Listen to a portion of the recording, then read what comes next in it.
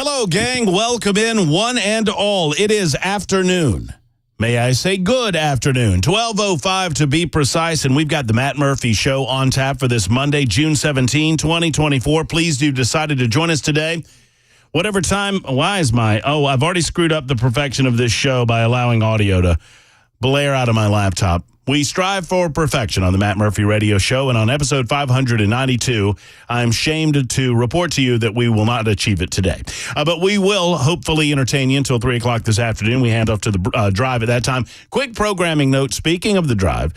So today and tomorrow, I'm here from noon until 3. On Wednesday, which is an official company holiday, Brian Wilson will be out, but I will be in Brian Wilson's spot. So I'll be hosting the drive from 3 until 7 on Super Talk 99.7 WTN, and then back in my normal position, noon to 3 on Thursday and Friday. So I'm I think Headless Bell would refer to that as what do you call that? That is a day part trader? Yes. I'm a day part trader. Day part trader. When I am shifted. Not trader, but traitor. No, not like a trader, like I'm day trading. Right. Like I'm swapping this for that, but a traitor like I'm Benedict Arnold. And Correct. I've decided to hand over West Point and to the British. Jennifer Sheets will be in for you on Wednesday. But I will be here. And if you hear Jennifer or anybody subbing in for me while I'm in for Brian Wilson repeatedly saying Matt will be here at 3 o'clock, it's because I asked them to do that, because invariably I get hit up on social media when I'm subbing in for Brian, because I shift over to the afternoon drive time when Brian's away, and I'm proud to do it. I'm pleased to do it. I love talking to his audience. I love talking to you in the later afternoon hours during the drive time home in his absence. But when that happens, invariably, my midday folk, they get upset at me because they think I'm off again. And so some people in the midday think that I get 4 weeks of vacation every year, and I do not. One way or the other, 615-737-9986. Call us right now. We'd love to hear from you. It is a lively broadcast that I have planned for you today, and I hope that you interact on it at 615-737-9986. Jay Harper's back in the newsroom gathering headlines as we speak. He will keep us up to date with what is going on this afternoon, specific to the area that we live in, Nashville and Tennessee, but more broadly across the United States of America and across the globe. Headless Bell, the voice of Headless Bell there, you will not see him on video, for he chooses not to participate on that side of things. More on that in just a moment. I mentioned it's episode 592 as I get I'm getting the pleasantries. If you see me out and about and you say hey to me, sometimes I'll just say pleasantries, and that gets all of that out of the way. Locks for Trump, LFT number 107. So we were on day 107 of me growing out my hair, refusing to cut my hair until we have a new president-elect of the United States of America on November 6th, 2024, or on November 7th, 2028. I will be cutting I guess, hey, Bell, I just thought of a loophole. No, you didn't. I mean, I did. You didn't. I did. You're cheating. You're trying to cheat. I'm not cheating. I am asking the peanut gallery on the membersnutrition.com super text line. I didn't work out for you too well last time. No, and then what did I do? I abided by the rule. So this is a benevolent dictatorship. I'm willing to listen. That's true. So in the worst case scenario is Joe Biden gets reelected, right? For everybody. Mm-hmm. Do I get to if that happens, do I get to cut my hair? I get to cut my hair if it's not Joe Biden. Right, because that would make it a new president-elect. Yeah. So, and if Joe Biden, continues to slip off his cracker, and then he's off in the corner drooling somewhere, and they finally decide to replace him with someone else. I mean, he's not running the country now, but if that were to happen, then I can go anywhere. I can do anything to my hair that I want, I think. I feel like I'm distracting you. What's going on in there? I'm having to pull some video to send to the engineering department. I think that if he gets reelected, then the terms should be that you don't get to cut your hair until Kamala takes over. Well, yeah. I mean, yeah, that's fair. So either way, I don't believe I have to wait till 2028 to get a haircut. Yeah, and if he gets reelected, she's going to take over at some point. Yeah, I mean, that's what I'm just carving out. I'm establishing right now on June 17th, 2024, that if God forbid, heaven forbid, that Joe Biden is, quote unquote, reelected as president of the United States of America, that I don't have to growing my hair until 2028. I don't think that would be the case. Okay, lots to get into, not the least of which is a First Amendment discussion happening pretty close to home. There is a hearing that is going on. I don't know if it's still going on or not. I'll need to check on it. But there was a hearing going on about a colleague of ours in Nashville. And I call him a colleague because I know Michael Patrick Leahy. He owns and is the head googly-moogly over at the Tennessee Star. The Tennessee Star is an online publication. It's delving in state and local news that matters. That's kind of their mantra. Their what they do on the internet side of things is very valuable for our community, and I appreciate Michael Patrick Ley and everything he does. I appreciate his friendship, and I've become friends with him over the 2.5 years. I suppose one could consider him a competitor in this arena of information and ideas, but we don't look at him that way. He's a peer, and they do great work over at the Tennessee Star. Brian Wilson, our own Brian Wilson on Super Talk 99.7 WTN, has also done great work in the same arena involving the Covenant School journals and the various writings of the individual involved in that shooting in March of 2023. Brian's done great work. Leahy has done great work. Leahy has also, as the editor-in-chief of the Tennessee Star, is a party to the case involving what some would consider cover-up of the writings of the Covenant School shooter. And today, Michael Patrick Leahy is in court. He has been releasing information that has been leaked to him and others. The Tennessee Star received over 80 pages, or approximately 80 pages, of the writings of the Covenant School shooter from a source familiar with the Covenant investigation. And as a result of that, Michael Patrick Leahy has been going over this information and has been releasing selected material, not directly from the source material, but as related by the Tennessee Star after carefully going over the writings and the journals, et cetera, et cetera.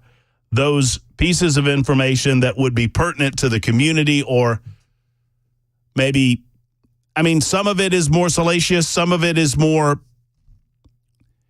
not driven by, I'm not casting aspersions at Leahy when I say this, but I would tell you that some of this is tragedy porn, and I'm not saying that it shouldn't be in the public specter anyway.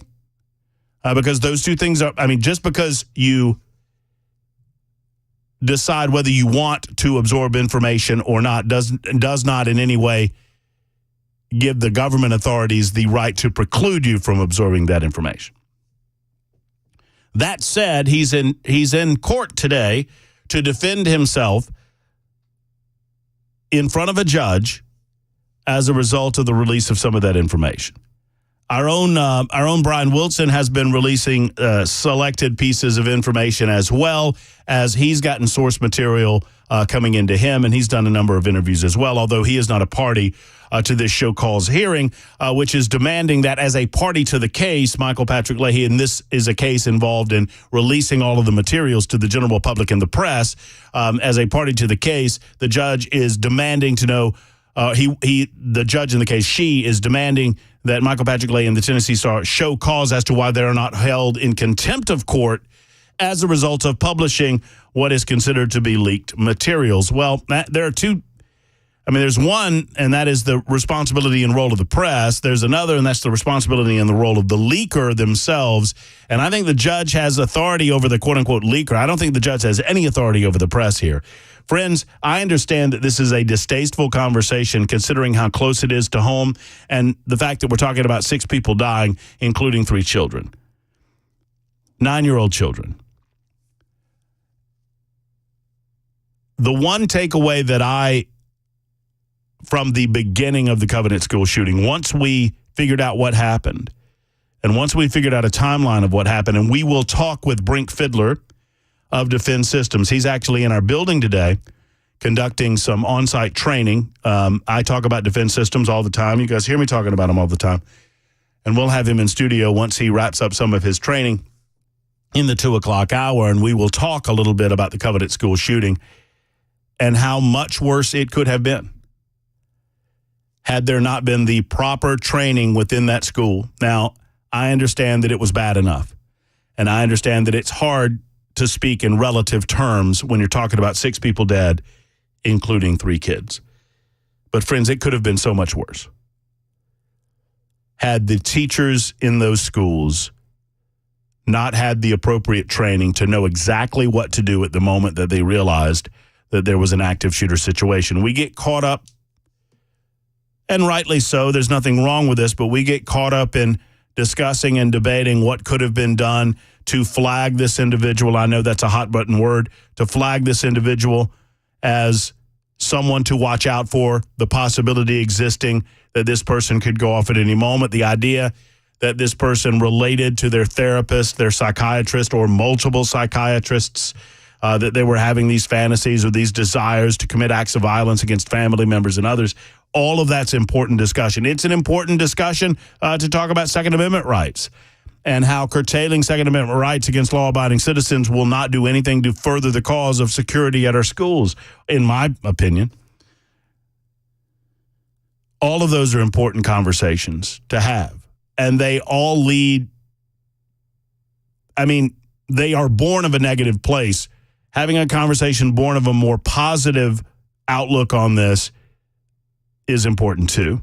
And I would say that to understand why I would tell you that it could have been so much worse, you have to understand what exactly happened that day and how simple things like having locks on the doors in the classrooms, like having shades on the door windows in the classrooms, like knowing which wall, literally knowing which wall to tell your children to hide against in the classroom, saved lives and prevented the shooter from killing many, many more people.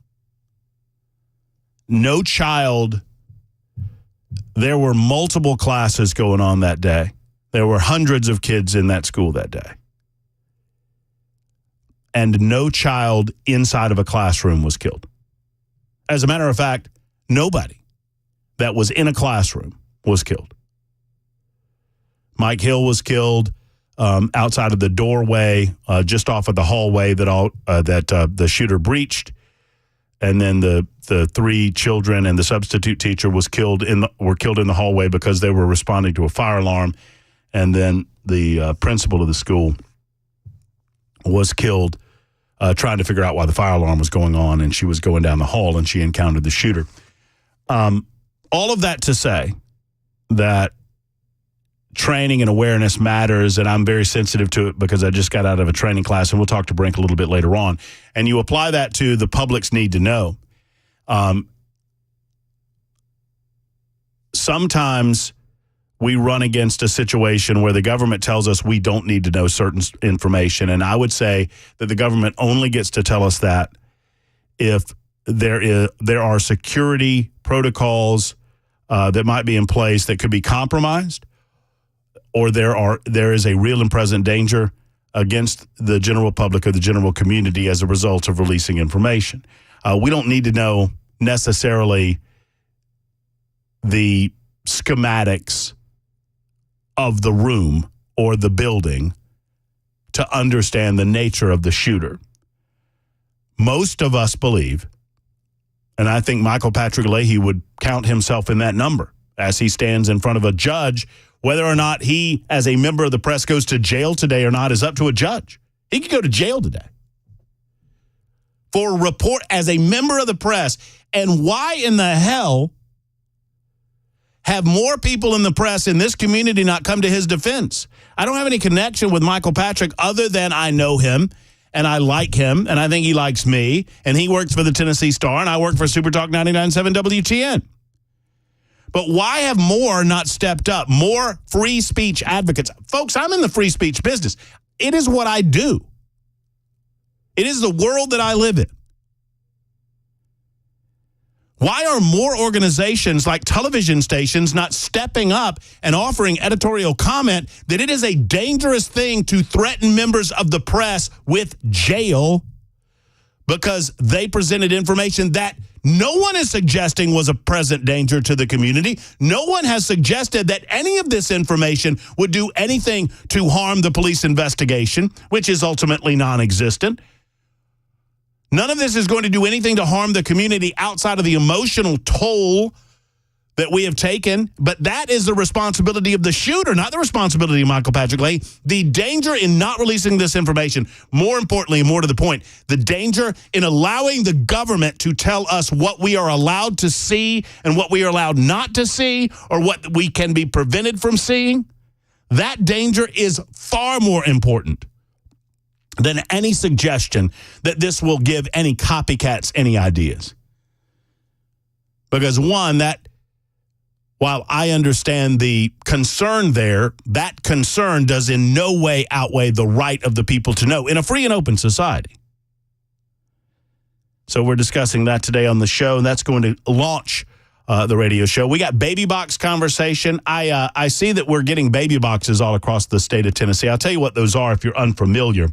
We'll talk about that, and we'll talk about the nature of democracy in the United States of America. Plus, if you don't want taxation on your tips, you know, Donald Trump is pushing this plan to eliminate tax on tips. And I was out at a restaurant yesterday, and I heard people talking to their waitstaff about not taxing your tips. Vote for Trump, you don't get taxed on your tips. It's all on the way on the Murphy Show on Super Talk 99.7 WTN. You can jump on the membersnutrition.com super text line, 615-737-9986. You can also call us. That's the same number, 615-737-9986. And you're invited to listen to us on the FM radio dial, 99.7 FM. Obviously, we've got a variety of streaming platforms for you to listen on. Any streaming platform of your choosing, just type us in there, Super Talk 99.7 WTN. If we don't pop out, tell us, and we'll get on that streaming platform of your choice. You can download our app. And then, of course, there's Super Talk TV up and running, YouTube, Facebook, Twitter, Twitch. Super Talk TV, episode 592 is running. You won't hear Bel K, but you will, or see Bel K, I should say. You will hear him, but you will see me. And episode 592 is entitled? No? Maybe? Yeah? Maybe? I don't know. Matt Murphy, a new week begins with new reasons to hate the government. Libertarian lunch, That's true. 10 to 3. Cookies from the Speedway. Did we get any? Yeah, they're in the kitchen. Yeah, but those were for the zone. I thought we would get some personally. You would think so. Everything I've done for the they were Speedway? for us because when we have. I mean, the Ally 400, baby, it's coming to town and nothing? No? I mean, if our host actually liked race. Oh, wait, he does. Yeah. Has them on all the time. I saw that, and I saw, well, surely my box of cookies is somewhere. No, nothing. Yours got eaten. Probably. You know who I blame? Who? Mandis. Yeah, why not? I'm going to blame Mandis for everything from now on. For everything. Because he's got no more office to call me to. Good point. Fair. Paul does, though. Well, you won't hear me blaming Paul for anything. You see how that works? 23 after the hour on Super Talk.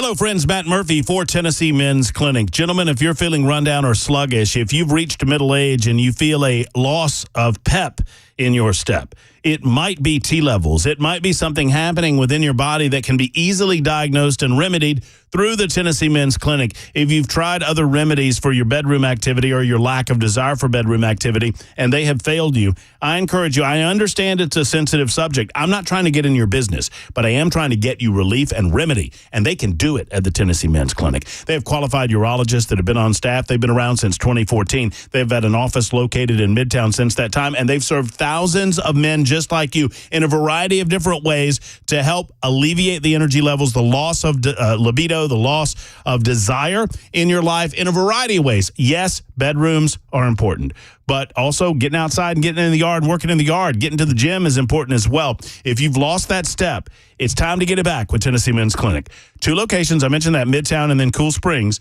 Give them a call and schedule that appointment today that so many other men have scheduled. Don't wait. TennesseeMen'sClinic.com or 615-208-9090. 208-9090. The Israeli prime minister with a bold political move. We'll have that for you. And a suspect still being sought in a Middle Tennessee fatal hit-and-run accident. We'll have those stories at 12:30 on Super Talk 99.7 WTN. Thank you much, Mr. Jay Harper. Good to have Jay in the Libertarian Lunchtime Hour delivering the headlines. It's been fabulous not having to listen to ABC News, and I get to listen to Jay Harper. I'm just telling you. I'm just telling you how I feel about it. So we got a couple of minutes to go before we get to that. 615-737-9986. So the question is this. Why did the Founding Fathers, and I know that life has changed so much, and it's difficult to take ourselves back to an era in time when everything was a lot simpler and there was a lot more black and white going on there. So when we said the press, we understood what we mean by the press. You literally meant the printing press. But why was it that it was not enough for our Founding Fathers to insist that in our First Amendment to the Bill of Rights, we talk about the ability to openly express oneself, particularly with regard to political views, but it was equally important that the press, commonly referred to as the fourth estate or the fourth branch of it, our watchdog branch of government, if you will. Why it is so important that we establish that their ability to do their job shall not be infringed. And how that is not only a right, but it is also a responsibility. And I would say, sad to say, that a lot of local media outlets are abdicating their responsibility to defend the freedom of the press because they don't like the political viewpoint of the particular individual that's under assault right now, Michael Patrick Ley. They were wise, I tell you. So I'm going to get into that in just a moment, and I'm going to offer the defense, and I'm going to wag my finger at every television station and the other press outlets that are more of a liberal bent that they are not robustly defending Michael Patrick Leahy today regarding the assault on the freedom of speech and the freedom of the press in the United States of America today and the First Amendment generally. More on that in a moment. Right now, it's Jay Harper's turn on Super Talk 99.7 WTN.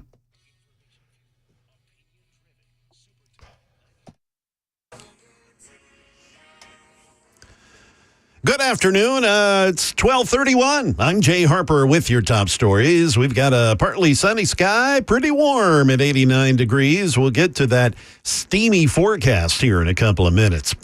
Israel says Prime Minister Benjamin Netanyahu has disbanded his war cabinet, once a symbol of unity. It was set up after the Hamas terror attacks back on October 7th. Former political opponent Benny Gantz leaving the panel last week, accusing Netanyahu of not having a post-war plan in Gaza. ABC's analyst Mick Mulroy on the end of the war cabinet. Former political opponents like Benny Gantz came into that war cabinet. He stepped out of it a week ago, criticizing Netanyahu, accusing him of not having a plan post-war in Gaza. And, you know, since then, we've seen far-right coalition members of Netanyahu's government saying they should be in the war cabinet. So in the end, Netanyahu said there won't be a war cabinet. We'll go back to the Security Council, that traditional larger body. And it just reflects the pressures that the Prime Minister is under right now. Back here in Middle Tennessee, authorities say a driver died after slamming into a pole along Peachers Mill Road in Clarksville last night. Police are looking for a red Ford Fusion automobile with damage to the back of it. Witnesses there said that car was involved, but sped away from the scene. That is the latest news. Weather's next. I'm Jay Harper, WTN News.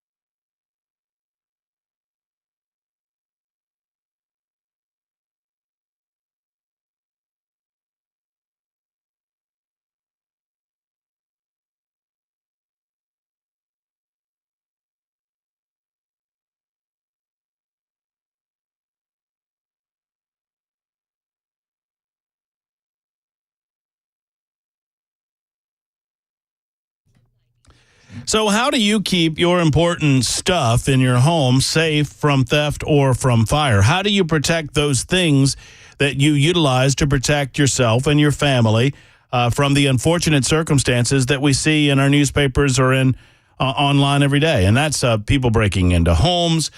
Sadly, we have fires that break out every day. Do you hide them in a box under your bed, or do you do something better than that? Well, I would encourage you to go talk to Mark at Nashville Safe House. Nashville Safe House is the best selection of safes in our community, in our state, in the Southeast, in the United States of America, and nay, the world.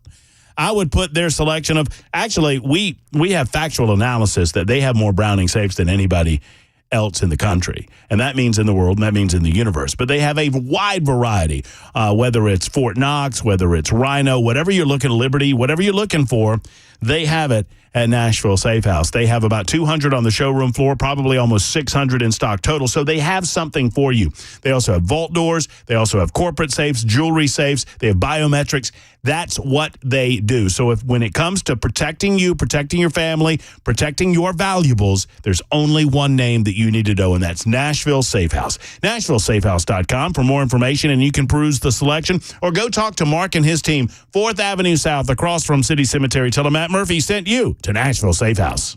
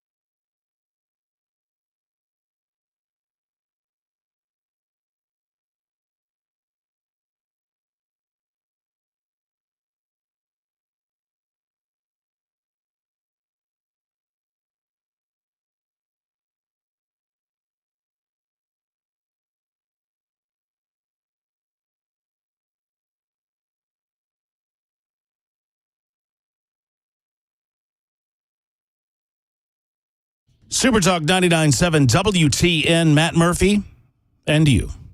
It is 12:38. This is the Libertarian Lunch. We appreciate you being a part of it, whatever time you're able to give us. We're unable currently to put calls on hold. Is that right? I should not solicit telephone calls if that's the case. Okay, I don't know why that is, but Belkay says we're having a bit of a technical difficulty in the other side of the room behind the glass. So suspend those telephone calls for the moment, because when you call in, we can't put you on hold. And if you can't go on hold, you can't go on the air. And if you can't go on the air, there's really no reason for you to call. So there you go. So utilize the membersnutrition.com super text line if you want to communicate with the show in the foreseeable future, and we'll get those phone lines up and running ASAP. So it is the Tennessee Star in question, but for me, it's more about a full-throated ability to offer opinions without restriction from government, or to provide information to the public with regard to public issues or matters concerning the government without interference. So, from a First Amendment perspective, and, all the states have sunshine laws of various types.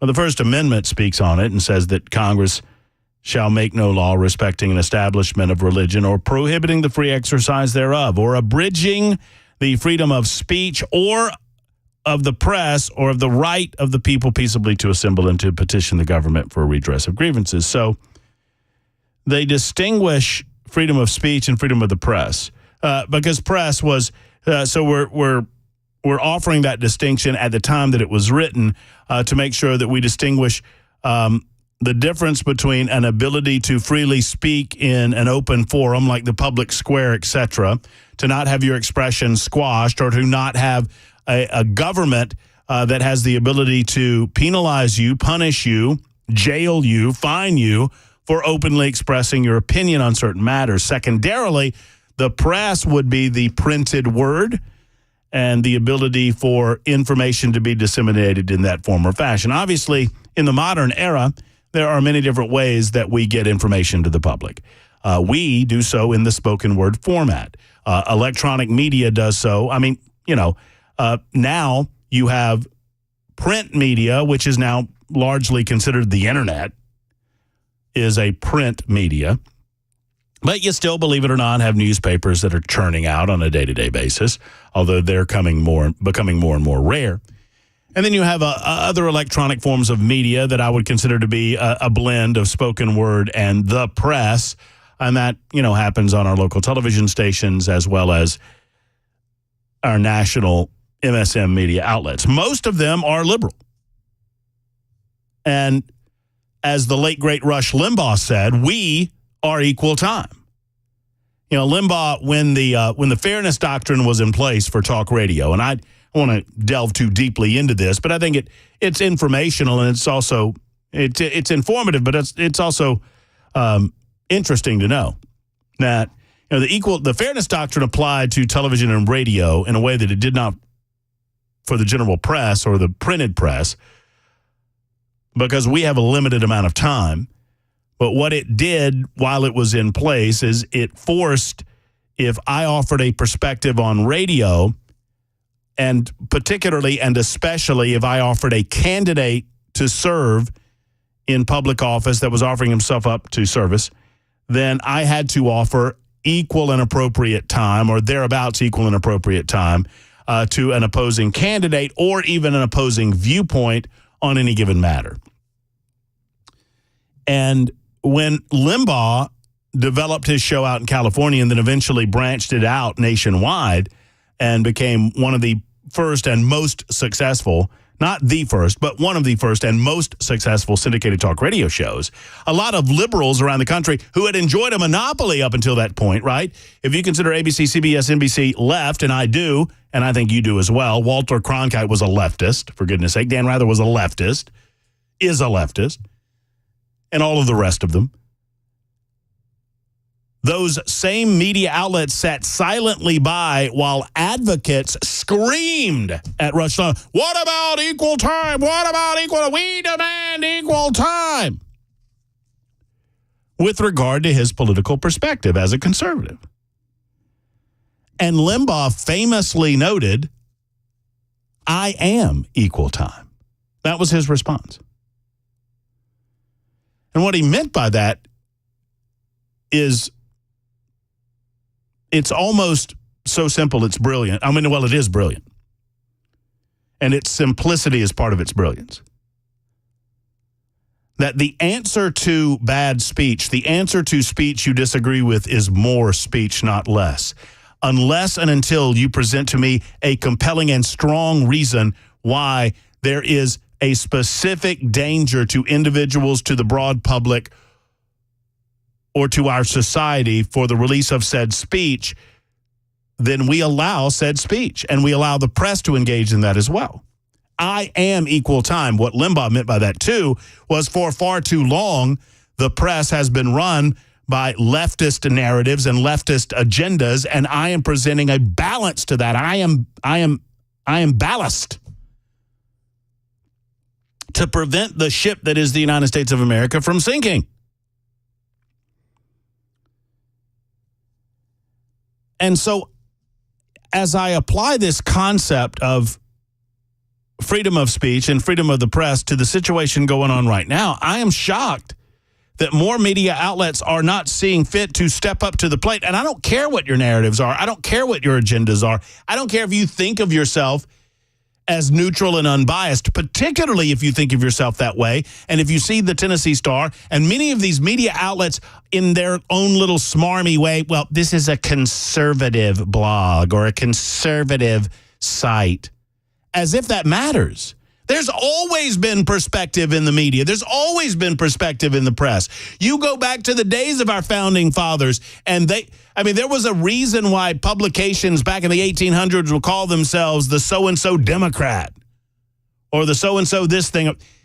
There have always been opinion pages. There have always been slants in our media coverage. Never more so than today, but it's always been there. So don't tell me that there ought not to be a robust defense of someone just because they're presenting from an editorial perspective news from a conservative lean or from a liberal lean. I would be defending this behavior even if it was a liberal news outlet like the Tennessean. The Tennessean is a liberal rag. I would defend them. And I can't believe that they're not defending him. They're in the free speech business. You people in the free speech business, you think it's okay for someone to be right now, Michael Patrick Leahy's being threatened with jail for getting information out to the general public about something that happened to us last year that was a tragedy, sure, is emotional, no doubt. But we still have the right to know the motivations of this shooter. And just because it doesn't fit the media's narrative, they're just stepping back and acting like this isn't a big deal. It is a big deal. And I would not be harping on it if it were just a big deal for people in our business. But it, by extension, is a big deal for you. The truth matters. And there's a reason why they're trying to withhold it. Because their agenda is very important to them. And this runs against the agenda of the extreme political left. A hearing was set today. I don't know how it's going. It's been going on for some hour and a half now. I don't know if it's still going on or not. I've got to get an update on it. And I've got a couple of sources that are keeping me up to date. This hearing was set by the Tennessee Chancellor to discuss court violations by the Tennessee Star. It is being heard today. As you well know, as we've been talking about, and obviously Brian Wilson has been on top of this entire story in the afternoon drive time, the Tennessee Star published aspects of the Covenant shooter's leaked writings. An attorney for the Tennessee Star argues that Laisha Miles' court order for this hearing violates the SHIELD law, the state's SHIELD law, which contravenes contempt and deprives the publication of due process and has other constitutional issues. The Tennessee Star is asking the court to set aside the hearing. The chancellor denied that request and explained in court filings that she would like to discuss the leak and try to determine whether or not there's a violation of the court's order. What more broadly, I'm fascinated by this, that when Fox 17 did a poll about an hour and a half ago asking, well, not even that, like 50 minutes ago, asking if the Covenant shooter's writings should be made public. 85 so far, and there's 500 votes or so, thereabouts. 85% of the online poll says that, yes, these postings should be made public. 85%. The public deserves to know everything, and even if it's salacious in its nature, and even if it's uncomfortable and emotional. And I understand that there are some people that are so close to this that they don't want this information out there, and you don't have to consume it. But as uncomfortable and emotional, as distasteful as some of this information might be, we need to know it. We need to have certain answers about this, not because it will provide us necessarily in and of itself a direction to go toward as a society, but collectively as we see more and more of these things going on. Here's the bottom line, folks. If you want to pull this back a little bit and look at the totality of this situation, more and more we are seeing individuals that identify themselves as transgendered people, that they want to change their pronouns, they want to change their state of being, they want to change their gender or whatever. We're seeing more and more of these people begin to lash out at their family members, at their friend groups, at their peer groups, or at other organizations, and just generally publicly in a violent way. We have a laundry list of these incidents happening, and anytime, let's put it this way, do you think for a moment that if this were some radicalized, quote-unquote, right-wing militia member or a member of the Klan that was doing this sort of dastardly evil act in our community, that the mainstream media in this town, the local news stations, the Tennessean, wouldn't want this information into the public eye to make sure that we understood the nature of the enemy that we were facing, the nature of the assailant, of the evil that we were facing? Of course they would. But for some reason, because it fits into an uncomfortable narrative for them, they're silent on this issue. I want to know how individuals who perhaps have some level of mental instability, what type of information they're being fed about what outcomes they can expect over, quote-unquote, changing their gender. And if that in and of itself is not creating a mindset by which they become angrier and angrier, more rage-filled, and you add on top of that the possibility of psychotropic drugs being involved, all of these things add up to a toxic mix of violence and evil. And there are organizations, groups that find these conversations to be uncomfortable, which is why I don't believe that. I understand why certain people within the Covenant circle don't want to talk about this situation anymore because it's incredibly emotional, incredibly painful. But I believe outside of that inner circle, there are other organizations and other groups that don't want to talk about it because it becomes uncomfortable to their narrative. And I believe that narrative in and of itself is evil. 1967 says, let it be. Stop pushing to see the writings. It won't change a thing. The media is toxic. This is not about the writings. This is about your right to see the writings. If you don't understand the difference, then I'm not doing my job. This is not about the content. I have no interest in the content. As a matter of fact, I said last week and week before last that I'm glad that the Brian Wilsons of the world are out there and the Michael Patrick Leahys of the world are out there because there are some important components of all of this that we need to know about. But I can't get through all of the tragedy porn. It's not for me. But it is still essential in a freedom-loving society that we make this available to the public. Otherwise, I promise you, the government doesn't stop with this. It stops with all the interactions that you have with government. Does that not make sense to everyone? That if they begin to be able to shield information away from the public and from the press, that they will continue to do so until we tell them to stop? Government, by its very nature, wants to be non-inclusive to the public that they claim to serve. Government's nature is to grow and to become more secretive. Unless we fight against both of those things, we are lost. 52 after the hour on Super Talk 99.7 WTN.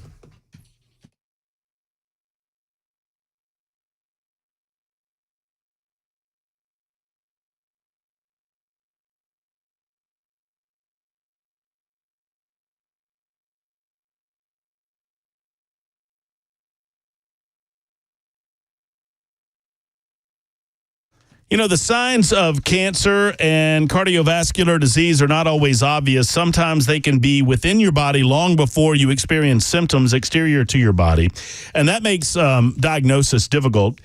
Survival, it makes it more difficult. The longer you wait, the more likely it is that your survival rate goes down. And that's a dangerous thing. So with National Cancer Survivors Month this month in June, our friends at Craft Body Scan are paying tribute to those many individuals who have fought the battle against cancer and who continue to fight their battle with an amazing offer. All month long, Craft Body Scan is offering a couple's heart and lung scan for only $99. That's an incredible value. Normally, these individual scans are well over $1,300. That means collectively over $2,600. Well, right now, you and your spouse or partner can get a scan for less than $100. Early detection is life-changing. It's why Craft Body Scan does what they do. It's why they understand that the path to better health starts with awareness and being proactive. I encourage you to do this. I've gotten a full body scan, and I absolutely so endorse it, and I support it, and I encourage you to do it as well. Start with a heart and lung scan, craftbodyscan.com. That's craftbodyscan.com, or give them a call and schedule your scan today. You can do this yourself. 615-436-1000, 436-1000 for Craft Body Scan.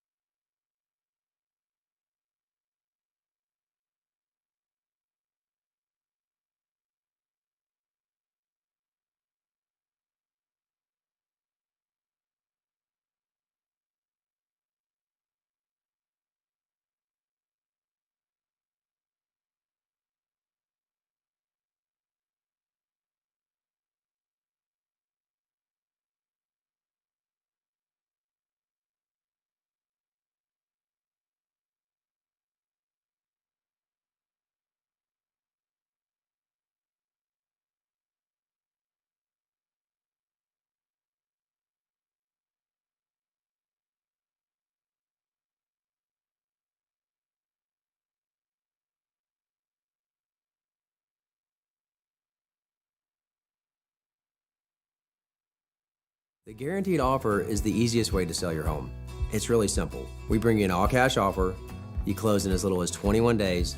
No home inspections, no lock boxes, no open houses. Go to markspain.com to get a guaranteed offer and start packing.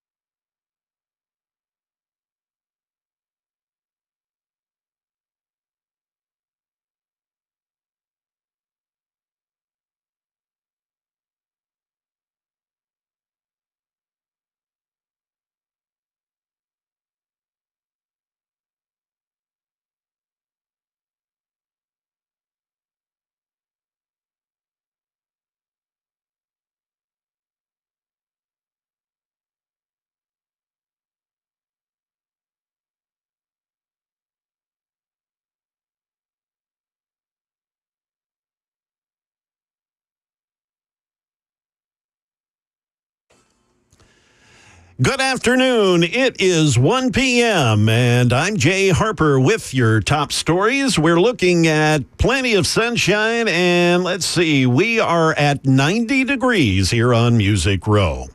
The Israeli military announcing a daily tactical pause in fighting along a key route in southern Gaza, allowing more aid trucks to get in. The UN welcoming the move, but also calling for an absolute ceasefire. ABC national security and defense analyst Mick Mulroy, he says that there are about 1,000 trucks there waiting to carry aid along the route, and Mr. Mulroy weighs in. Security, that I think the UN could distribute this more effectively. And of course, the military pier that's up on the coast of Gaza is out for weather issues, but it should be back soon this week, and then aid can be resumed delivering over that as well. Back here in Nashville, the battle over leaked pages of the Covenant School Shooters Journal was back in court today. I'm in the process of deciphering what all went down. That hearing has concluded. We will have that information for you, hopefully, after we get things organized here at the bottom of the hour. Back here in Nashville, police are investigating a shooting last night on Nolensville Pike. A 19-year-old was shot in the head when vehicles were doing donuts and driving erratically in a parking lot. Then someone started shooting and left that young man dead. The search is on for a fatal hit-and-run suspect up in Clarksville. That happened last night about 8 o'clock on Peachers Mill Road. The driver of a car died after it struck a utility pole. People on the scene said that a red Ford Fusion was involved in that crash but kept on going. That car should have damage to its rear section, and police are asking the public to report seeing it if they do, in fact, run across this damaged vehicle. That is the latest news. Weather's next. I'm Jay Harper, WTN News.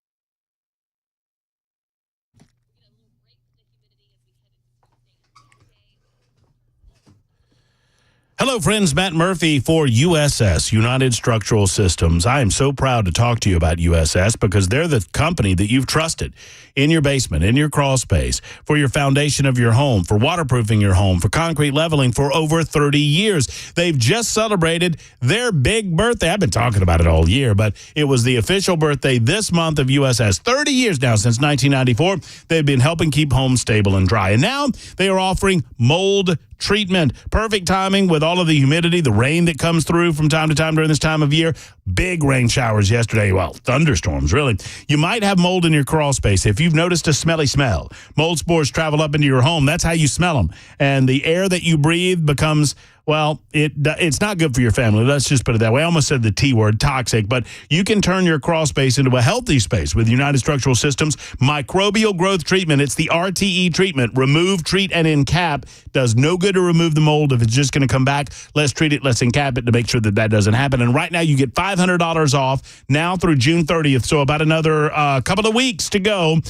Through June 30th, get $500 off the purchase of any RTE mold treatment from USS United United Structural Systems. Call now and get this discount. Tell them I sent you to USS, United Structural Systems. 615-488-7855 or USSTN.com. That's USSTN.com.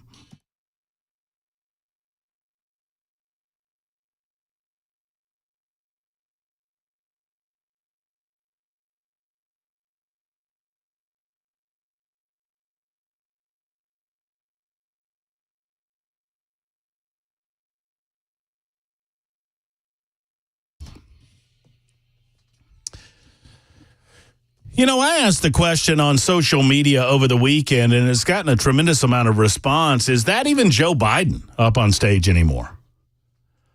I mean, frankly, the selfie photograph that I saw they had this Hollywood who wouldn't know real life if it hit him in the head like a crowbar. You know, the George Clooney's of the world and of course, Barack Obama, who's the Hollywood president, and so many other Hollywood elitists who live behind gated communities. They don't have to worry about illegal aliens flooding into their zone because, they're behind all of the gates. They don't have to worry about arming themselves in the Second Amendment because they have armed guards that do that for them. It's this crowd that does not really deal in real life, trying to tell us how to deal with real life. They're raising money for the non-real life president of the United States, Joe Biden. And, Creepy Joe, Sleepy Joe, Cranky Joe, Sloppy Joe, whatever you want to call him. Joe's there, but not really there. And he does the little freeze up thing on stage, which a lot have been making, the point that this is happening with more regularity. And even if, we were giving Joe hell for being too old for the job 4 years ago. In 2020, 4 years ago, we were saying, this guy's not ready, man. This guy's not ready for prime time. You're basically, I'm shocked that they propped him up for 4 years. Not that I'm not hoping for death for anyone, but I'm just suggesting that, 4 years ago, if you had asked me to bet all of my money on whether or not we would be talking about a re-election for Joe Biden, I would have bet against it. But he's so much worse than he has been. And now you have Jill Biden defending her husband. She's coming out on stage. She's coming out on platforms as the campaign goes on. Meanwhile, Kamala Harris has to take over for him at the Ukrainian summit. He seizes up on a Hollywood stage where they raised some $28 million to advance the cause of re-electing this not there dude. And what's frightening is that the people around him know this. The people around him know it. And yet they allow it to happen. So he seized up over the weekend. Barack Obama had to take him by the wrist like a child and lead him away from the stage like a child. And the liberal left, he was just standing there. Look, no, we've seen that before. That's a faraway look, man. There's nothing going on behind those eyes, guys. There's nothing going on back there. Well, and I made comment on one of the selfies that he took that doesn't even look like Joe Biden. I understand that people age, but it could literally be a body double, and I wouldn't put anything past these people. In the meantime, we made mention during the Libertarian Lunchtime Hour of the Tennessee Star, which is a local publication, and it's a go-to publication. They do good work over at the Tennessee Star. And their effort to see the Covenant, quote-unquote, manifesto, the journals, the writings, the things pertinent to the case involving the death of 6 people in our community released to the general public, which is so important on principle alone.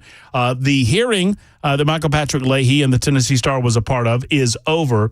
And here's what, I got a little bit of this outside of the courtroom. This is courtesy of Brent Shear of the Daily Wire. This is a little bit of Michael Patrick Leahy offering his thoughts on how the hearing went. He's obviously a free man today, and he remains a free person today. So here's what Michael Patrick Leahy said. I'm the CEO and editor-in-chief of the Tennessee Star and Sun Digital Media Inc. First thing to say, I just love the state of Tennessee. It's a great state, and my family and I have lived here for 30 years. The people are kind. The people are nice. The governance is just and measured. We started the Tennessee Star so I could exercise my First Amendment rights. I think we have served the public well. and we are delighted to have the opportunity to continue to exercise our First Amendment rights. Thanks very much. All right, so that's Michael Patrick Leahy, and I know Michael Patrick. That's his way of saying that the judge appears to have backed off of her initial threat. Leahy says that he'll continue to exercise his First Amendment rights. So here's the outcome of the hearing. There was a hearing today in which Davidson County Chancellor Leisha Miles said she was prepared. So she claimed that she was ready to issue a more than 60-page ruling last week about how much of this material and information should be released to the general public regarding the writings surrounding the build-up to the Covenant School shooting last March of 2023. Not this past March, but March before last. In April, Judge Miles spent 2 days listening to arguments on both sides in favor of and against releasing of this documentation to the general public. At the time, only the judge and the police department supposedly had seen the unreleased writings, although I know of some entities that have seen certain portions of the writings. And, of course, Stephen Crowder got his hands on 1 or 2 pages some months ago and released 1 of 2 pages of the writings back then. By the way, none of this would be happening had the FBI not horned in and, we are told, demanded secrecy on the part of the Metro Nashville Police Department and in some way superseded the authority of the Metro Nashville Police Department, local government, in order to make certain decisions about what could or could not be released. The Tennessee Star at the time was among the petitioners calling for the release of the documents in the case. So some are suggesting that because they are a part of this process, that certain elements of the release, and the judge apparently presented somewhat of a, quote-unquote, her word here, nuanced argument that because the Tennessee Star was a part of the petition for the full release of documents, that they're not allowed to report on any of the leaks that are currently going on, which is absurd. And just because you're a party to the case that wants to release the full documentation, once leaks happen, if you report on those leaks that happened, your petition should not in any way preclude you from reporting on what's happening. Otherwise, that would have a chill on the petition process. So apparently what I am told by people who were inside of the courtroom, the focus of the hearing today was on whether the judge can still issue her initial ruling or if the leak of the documents would make that moot. Obviously, that's not the case, and I don't understand why anybody would think that was the case. Miles, for her part in the court, said, quote, "This court has worked tirelessly on many different opinions presented by all of the parties on this case. I was ready to issue my ruling when I was informed that perhaps something had come about in this case." According to Laura Fox, who's representing Metro government in the case, it does not appear a significant portion of the writings have leaked yet, so there's a lot more to come. Fox said the articles published by the Star reflect only about 2 pages of the shooter's journal. Going on to say, Metro, quote, "certainly believes the person who leaked the documents has violated the court order." But that person is not the press. That person is someone else. So ultimately, Judge Miles, and, I don't know what happened in the courtroom. I was not there. Referring to herself as a, quote, "neutral arbiter in the law," or of the law, ended the hearing after all parties were given a chance to speak. The judge said that the judge would issue a separate ruling in what next steps should be in the case. So if the judge, I'm a little bit confused. Someone can help me out. If the judge in the case was ready to issue a ruling regarding whether or not the public had a right to see this information, once again, I want to remind all of you, no one is suggesting that you should look at it. But I would suggest to you that you should fight vehemently for your right to look at it if you choose, so long as it's not endangering anyone else's life. And it doesn't seem that any of this information is. I think we've gotten the gist of it, that this person was mentally ill. This person decided that one of the solutions to all of that anger and illness and frustration and rage and hatred inside of this person would be to change their gender and to change from a girl to a boy, that does not take away some of the mental issues. That does not take away the mental illness. That does not take away the lack of happiness. One of the things that some within the medical community have done, they've created this narrative that if you have anxiety and you're questioning maybe your sexuality or you're questioning your quote-unquote gender identity, that, oh, boy, go ahead and flip. You flip and all of your answers will come right there to you, that you'll have all of the answers and all of your problems will just melt away. I mean, that's kind of the overarching message to some of this transgenderism, and it's nonsense. It's nonsense. That is not to say that I'm a medical professional. I'm not. And it's certainly not to say that I'm an expert in gender identity or gender dysphoria. And I understand that gender dysphoria exists, but I promise you it exists in much, much, much smaller numbers than we're seeing it in 2024. Because of this idea that if you have any issue with who you are or how you are being treated, if you're 14 years old, all you got to do is flip over and then suddenly you're special and all of your issues just melt away. And that's just not true. Obviously, it's not true. And it is a sickness that there are medical professionals that would suggest the narrative that it is. So I think there's an importance to have the ability to examine this information. But that is in no way suggesting that you should. I'm suggesting that you can. And that a government that has the power to prevent you from looking at this has the power to prevent you from looking at a lot of different things. And that should be a scary thing to you. We should only cede our ability to control how government operates under very special circumstances. And we should only give the government the ability to operate in secret under very special circumstances. It is not that dissimilar of a situation to talk about the classified documents case in Mar-a-Lago and tell you that our federal government overclassifies everything. They just defer to overclassification because we've not fought back on that front. Well, that the fight on social and cultural issues, and particularly on this issue of transgenderism and this narrative that's being furthered, needs to start right now, because there are significant mental illnesses that are being misdefined, misdiagnosed, or ignored completely as a result of this movement of transgenderism, that everybody gets to be whatever sex they want to be or whatever gender they want to be. So it's a good result from today's hearing, in as much as Michael Patrick Leahy did not get put in handcuffs. It was always my fear that the judge was going to be ticked off at him and somehow do this sort of thing. It doesn't seem that that's going to be the case. There was a case over the weekend. There was a story over the weekend about democracy in America. And CNN ran around, hashtag never CNN. It's a garbage network full of garbage people spewing garbage. Don't watch. I'll watch so you don't have to.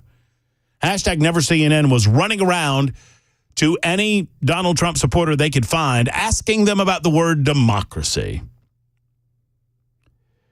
And while many of these folks correctly noted to these CNN field hands that we live in a constitutional or representative republic, often they fell into the trap, and it has become a trap on the part of the mainstream media regarding the word democracy. And I want to talk about it. It gives me no pleasure to talk about it, because I find myself fighting with a lot of conservatives about this. But I am willing to suffer the slings and arrows if it helps us with regard to our narrative. Because many of you, when I say this, are going to freak out. Yes, of course America is a democracy.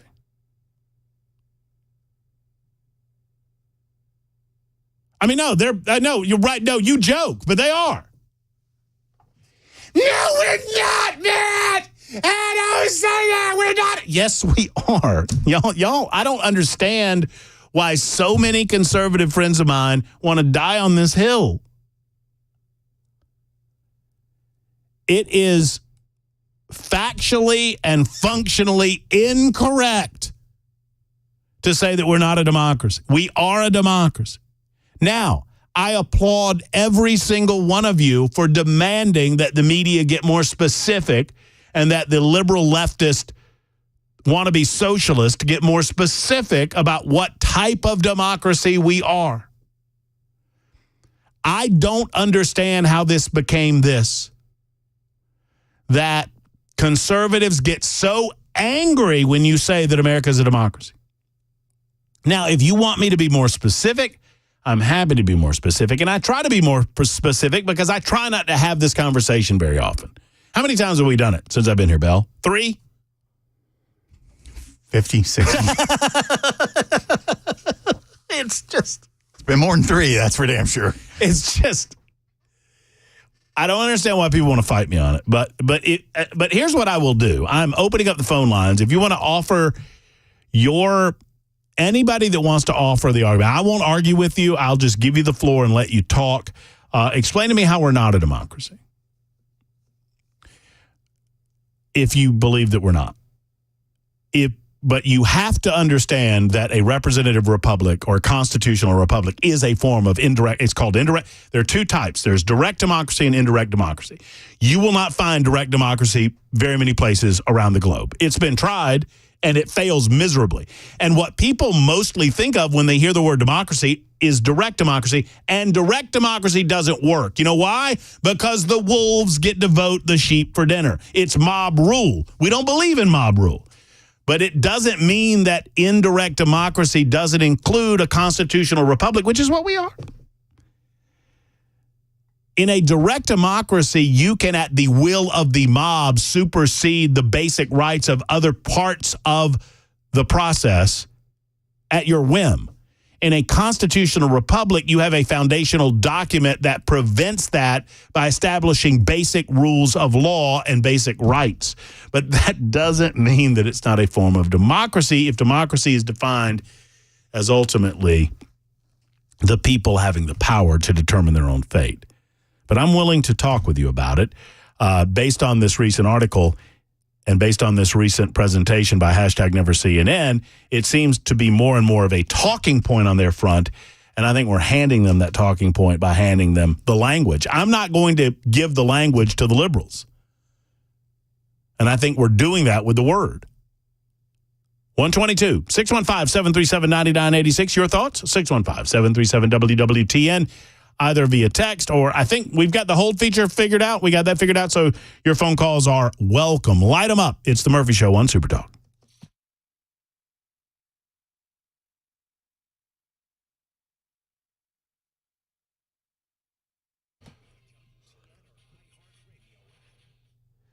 Hey, friends, it's Matt Murphy, and I want to talk to you about the one and only Glock store. Now, if you've not visited the Glock store, then you really should, especially if you have any interest whatsoever in owning a Glock or a Glock performance parts. I have 2 in my possession. I have a Glock 20, which is a 10 mil.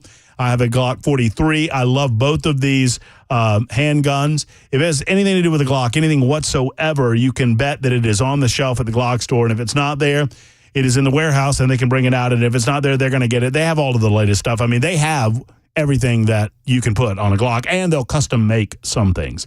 When it comes to performance parts for my own Glock, I go to the source, the Glock store, where performance parts are installed for free while you wait. For free while you wait.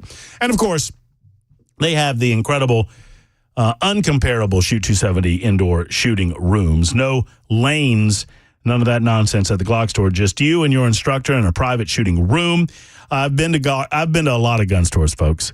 I've been to a lot of them over my life in Georgia, in Alabama, and right here in the state of Tennessee. And let me tell you, there is no better store. There's no better presence than the Glock store. I knew that I had found my favorite place to buy, my favorite place to train, especially to train is at the Glock store on Airlane Drive, just off of Elm Hill Pike and Briley Parkway.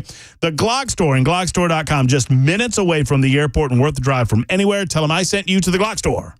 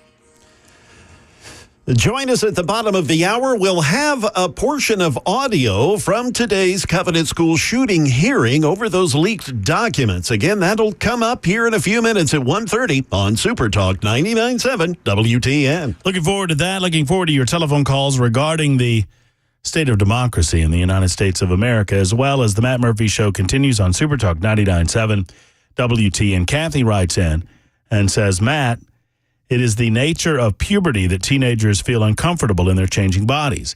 Instead of helping these kids to understand and cope with these feelings, we're now teaching them that it means that they're the wrong gender and they'll feel better if they transition.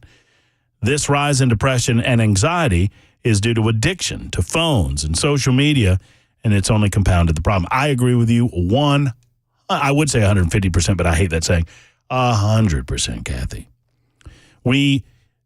Naturally, we all went through that. Did we all not, when we were teenagers, did any of you have that experience where there was one teenager that was going through that anxiety, and at the time you were worried, like even as a 15 or 16-year-old, like you were worried about that guy or gal and what they were going through? Well, now instead of working through it, if there's any sort of sexual confusion going on, any sort of suggestion or question, they go right to that. That's not helping them.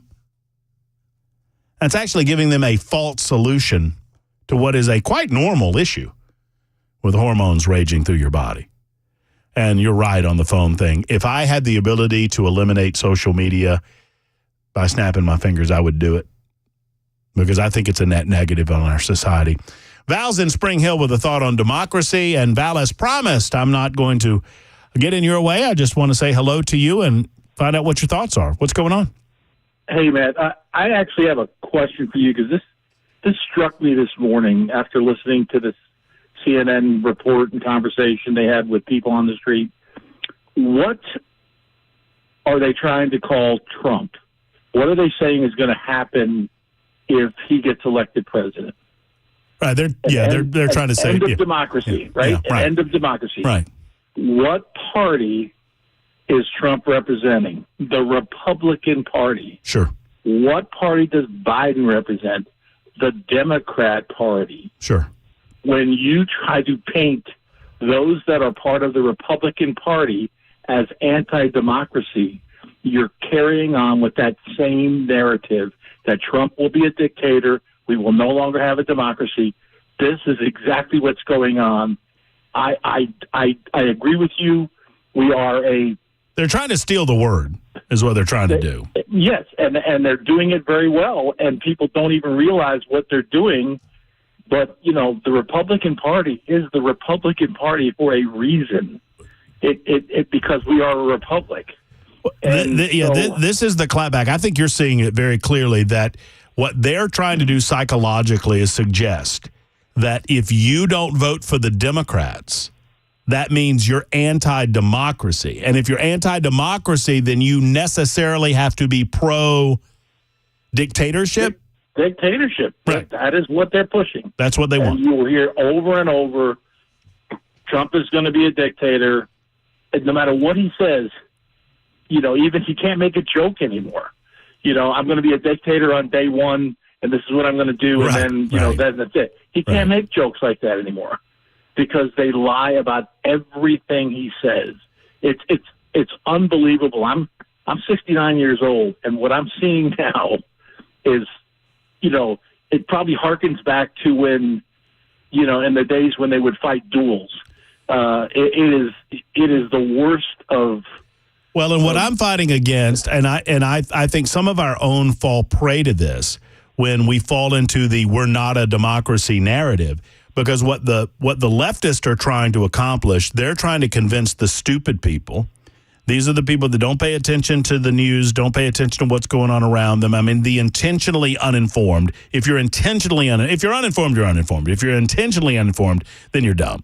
But they're trying to convince those people that we're against our form of government, and they call that a democracy. And by doing that and by falling prey to that, we give them that ammunition coming up in November. I understand that smarter people know better, but that's not who they're angling for. Well, I'm not sure it's even that. That's probably part of it. But when you say to someone who is a stupid person that Trump will be a dictator, and the next sentence is, and he will take away your rights, that's all they need to say to these stupid people. Right. All they need to say. Right, and they'll play, and unfortunately, and thank you, Val, I got to get to Jay in the newsroom, but unfortunately, they play these clips where Trump supporters go, we're not a democracy. See, they don't even believe in democracy. Well, don't play by the rules. When someone asks you, say, I like to be more specific and more informed. We're a constitutional republic, which is a specific form of democracy. As a matter of fact, it is the finest form of democracy ever devised by man. Here's Jay Harper in the newsroom.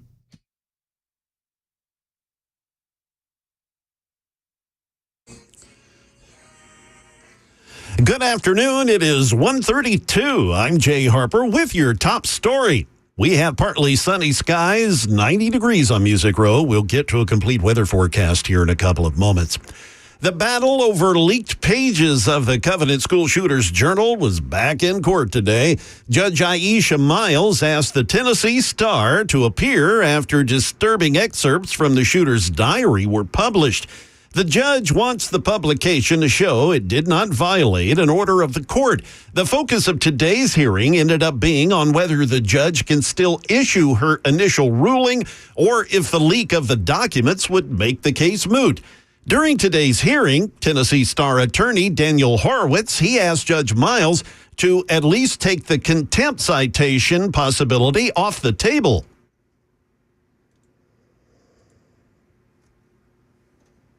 My client has been ordered to show. It sounds like the evolution of this proceedings is none, that he has no obligations today, doesn't have to prove anything. If that's the case, I'd ask you to close down the contempt proceeding or the threatened sanctions. Well, there is not, as I said before, Mr. Horowitz, and then I will ask you to sit down. In my subsequent order, there is not a contempt proceeding today. If you had read in I recognize there's not a contempt proceeding, Your Honor, but there's still a show cause proceeding, and I don't know what cause you were asking me to show. Judge Miles also indicated that she was ready to issue her ruling on the shooter documents case last week, but then she was informed that perhaps some other circumstances in the case had presented themselves and that those circumstances may influence her ruling. This case is far, far from over, of course. That is the latest news. Weather's next. I'm Jay Harper, WTN News.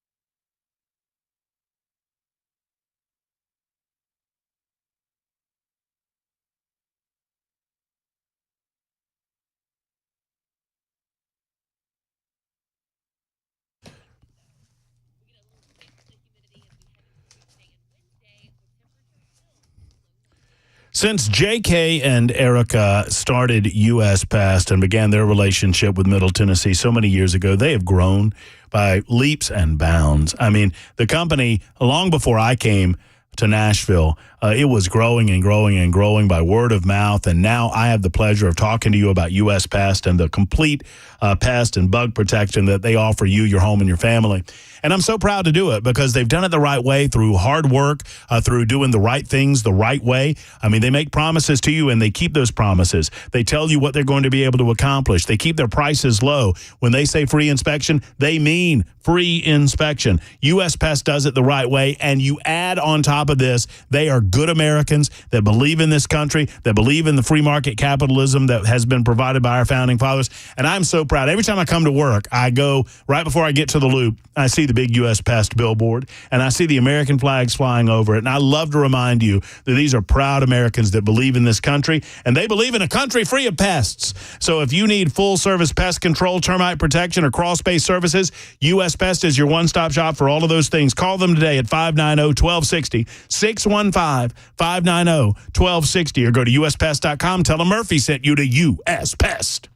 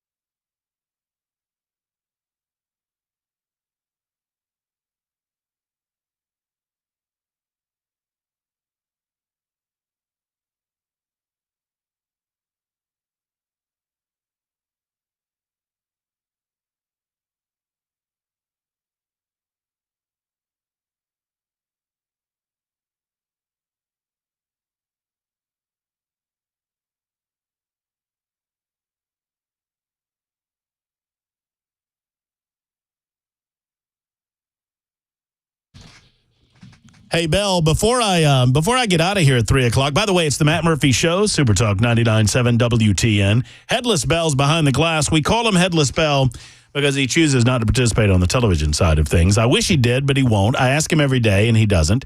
But Stop trying to get me murdered. We are over here. I'm out here on a daily basis, Monday through Friday from noon until 3, exposed as I am on Super Talk TV, YouTube, Facebook, Twitter. And more than once, you've been threatened in public. Yeah, I have. You think? See, I think this demonstrates an overinflated ego. Like someone would want some of you. Oh, no, I don't think nobody I don't wants think any they of want you. some of me. I think they want some of anything they can get a piece of. Man, that might be true. But that said, don't let me forget, whether you're watching on Super Talk TV, whether you're listening on air, listening on the online stream, I went to the Saturday night. You know where I was? I was at First Horizon Park for the Savannah Bananas. Oh, that's right. You told us you were going to that. Are you familiar with the Savannah Bananas? That's their minor league team, isn't it? No. What is it? No. You know what? I thought that it was a minor league team. I thought that they had some sort of league affiliation. And they did for a time, but they have since branched off. They were created in 2016. I believe I have this correct. I looked up a little bit of the history as it was going on. This is something like you've never seen. It's like WWE and the circus and baseball had a baby. Like the Globetrotters for baseball? Mm-hmm. That's exactly what it is.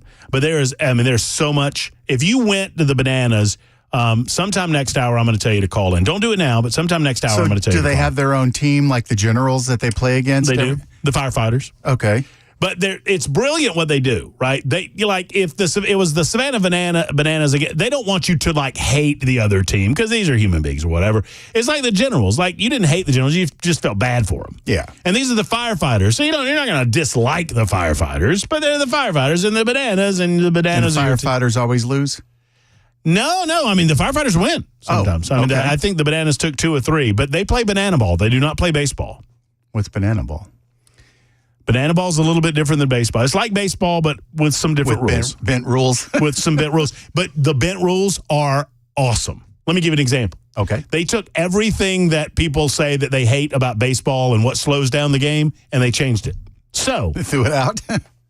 So, like, you know how if you watch a baseball game, like every pitch, the batter gets out of the box and adjusts his gloves and he does his thing and he adjusts the bat and then gets back in the batter's box. In banana ball, any batter that once they get into the batter's box, if you leave the batter's box, you're automatically out. That is a rule. You don't get to leave the batter's box unless, to do crap. So that's not, it doesn't count as a strike, it's an out. I think it's an out. I don't think it's a strike. I think it's an out. There are no walks in banana ball. So on the 4th ball thrown, so on ball 4, you don't just get first base. You get to take as many now, you got to figure this out in your mind. And at first I thought, well, it's going to be a home run every time, and it's not. In banana ball, there are no walks. On ball 4, you get to take as many bases as you want running around the bases until all 9 players on the field have touched the ball. Oh, so they're scrambling to throw the ball to each other. Yeah. But they have figured out how to do it, so most often they can't get past first base because as soon as he throws ball 4, the guy runs to first base as fast as he can to see if he can get to second, and all of the players on the field converge on second base, and as they're doing it, they're throwing the ball to each other. Just to minimize pass time and all that stuff. Oh, my goodness. It's great. So the faster players can get to second. So if they screw that play up at all, then they start running. It just livens up the game. This actually makes it sound interesting. It livens up the game. It's a lot of fun. Do they intentionally inject humor into the game the way the Globetrotters do? Oh, yeah. No question. Yeah, no. They have a pitcher that's called Stilts that pitches on stilts. Like, he's on that guy's probably on 6 or 7 foot stilts. He pitches from the pitcher's mound standing on 6 foot stilts. Which means he's pitching down. Oh, it's crazy. But he throws strikes. Wow. So I would actually be interested in seeing this. This sounds like a lot of fun. So much fun. They encourage trick plays. They have a tally. So you don't you get points per inning, and there's a slightly different scoring system, but they also encourage trick plays. And so up on the big board on the guitar, they have a number of trick plays. So the guys in that, they're really good. I mean, I don't know if they're great ball players or not, but they're good trickster ball players. So they will, if there's a fly ball in the outfield, most of the time the outfielders will do a flip right before they catch the ball, or they'll catch the ball behind their back. So it's a whole different level of physicality you have to master. It's pretty cool. And there's any manner of crap going on constantly. They had they solicited crawling babies from the audience right before the game. Said if you have a crawling baby, come see us because we want to make you a part of our contest. And they had the crawling baby contest where they had 5 babies. The babies had to be able to crawl because and they put the babies on the field in the outfield. It's between innings, and they had a little finish line 10 yards ahead, and the parents said, come on. They set their babies out there. You know what the babies did? Sat there. They just sat there. Of course. And they called it the world's slowest race. It's pretty fun. Now I got to look these guys up and see what this is all about. They're a ton of fun. It was a ton of fun. Thanks to Norm for hooking me up, by the way, at the Savannah Bananas. It was we had a fabulous time out there. All right, Steve's in Nashville, wants to talk about the GOP and democracy and all of these types of things. Hello, Steve. Hey, Matt. I love your Hawaiian shirts. That's all I wear since I retired. Well, thank you. So this battle over terminology and the reason why Republicans get so sensitive about it way predates Trump. I listened to Rush Limbaugh for his entire 33-year run, and this business over not wanting to call it what it is, which is a constitutional republic, goes back 30 or 40 years. The Democrats have been trying to do this, and it goes hand in hand with their attack on the Electoral College and the way that our elections are conducted. And, they've been trying to do this. It's only recently come back to the fore because of Trump, because, they can use Trump as a boogeyman against democracy. But the reason Republicans get so wound up about the terminology is because we've known for decades now that the Democrat Party has been trying to hijack the language, not just with regard to politics, but with regard to social issues as well. So, to answer your question, why we get so wound up about it, that's why. But aren't we, and I guess why I get a little wound up about it is because we're ceding ground to them if we begin claiming that America isn't a democracy. The way that I respond is, well, sure, but more specifically, America is a form of democracy called a constitutional republic, which is better than any other form of democracy. That's how I always answer the question. Right. Well, and I understand that, and I don't have a problem with that at all. But to go back to your original question, why do Republicans do that? It goes back, a long way. And well, I do think I think you're right, Steve, and you hit on it right there in the middle of your opening comment that a lot of us recognize, and I guess I just tackle it a slightly different way. We recognize where the Democrats want to go with this. The Democrats would like mob rule. That's what they want, I think. I really do appreciate you reminding us of Rush Limbaugh's greatness. And I'll tell you, my 3-year-old grandson is named Rush. And he is named Rush because of Rush Limbaugh. And my grandson was born on July 4th, the same year that Rush passed away in February. So it was about 5 months after Rush passed, and my daughter completely surprised me out of left field with the name. And so he's, we're a conservative family, and we have conservative values. But I really, I miss living in Nashville because I don't get to hear you on the radio all the time, but the streaming is great, and I watch you on Super Talk TV all the time. And I laugh my butt off at Bell. Headless Bell? Yeah, Headless Bell. Well, that makes one of us, Steve. I do know what he looks like because I found one picture on social media. I know what he looks like. That's not me. Yeah, I knew he was going to say that. Is that the one that I posted with the toilet seat over his head? No. Oh well, you need to go find. You need to go find that one, Steve. That's a good one too. Thank you, Steve, for the call. Thank you for the kind words. There were two people. Well, no, I'll take it back. There's three people that were most instrumental in my life in terms of my political ideology and how I present myself on the radio.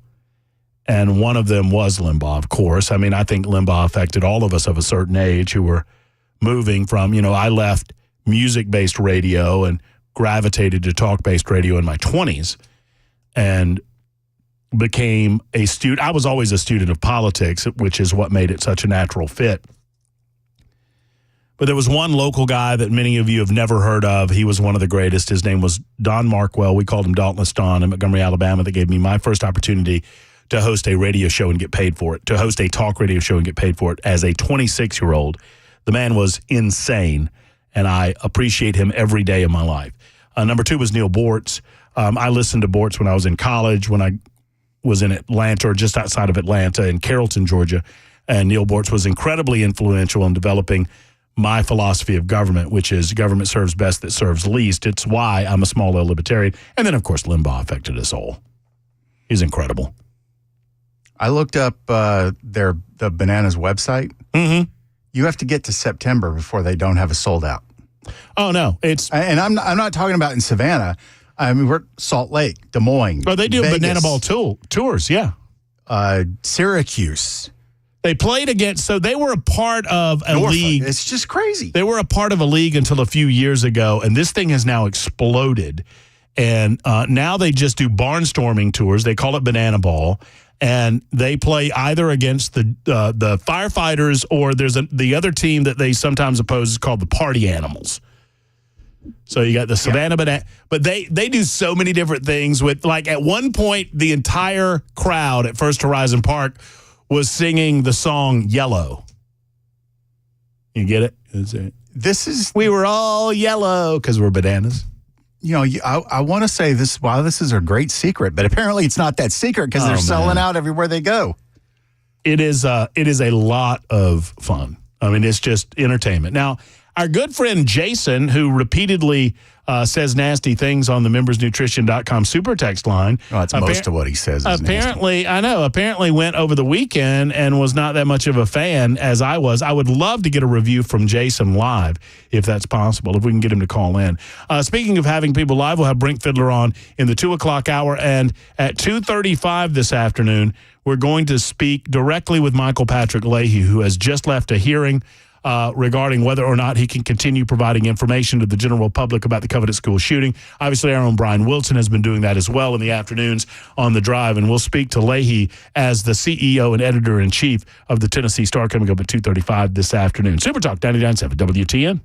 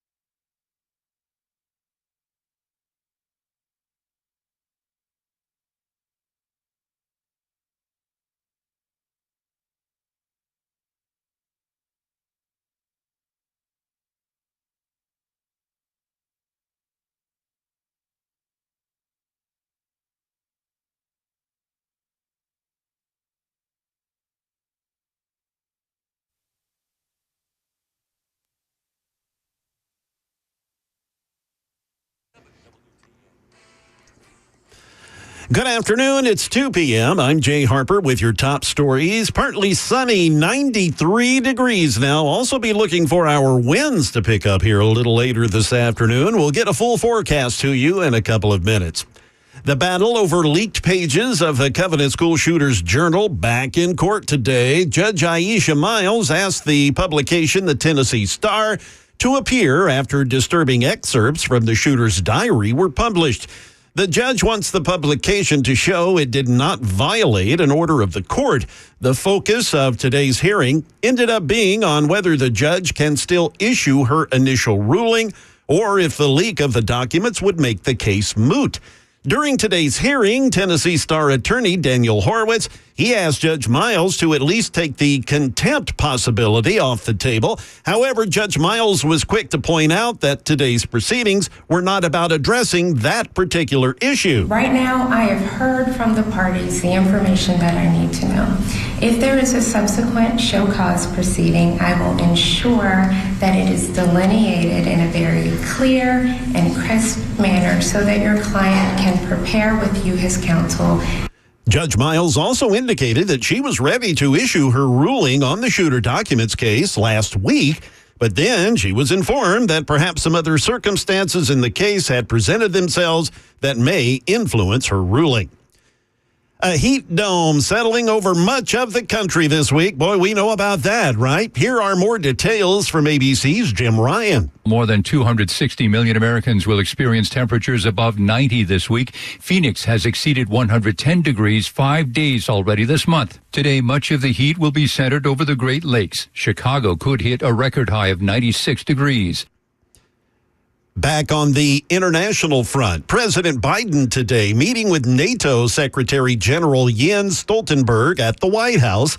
It comes on the heels of a 10-year agreement that the president signed with Ukrainian President Zelensky at last week's G7 summit, committing to that country's long-term security and defense. We hear more now from ABC's Karen Travers. That, of course, is a non-binding agreement. The next president could come in and step away from it. But today gives another chance for the president to show his administration's commitment to Ukraine. There was also that announcement last week of the $50 billion loan that the G7 leaders agreed to give to Ukraine. They want to get that money out as quickly as possible, likely by the end of the year. Look for the president to underline those commitments that he made last week on the world stage when he sits down today with the NATO Secretary General. That is the latest news. Weather's on the way. I'm Jay Harper, WTN News.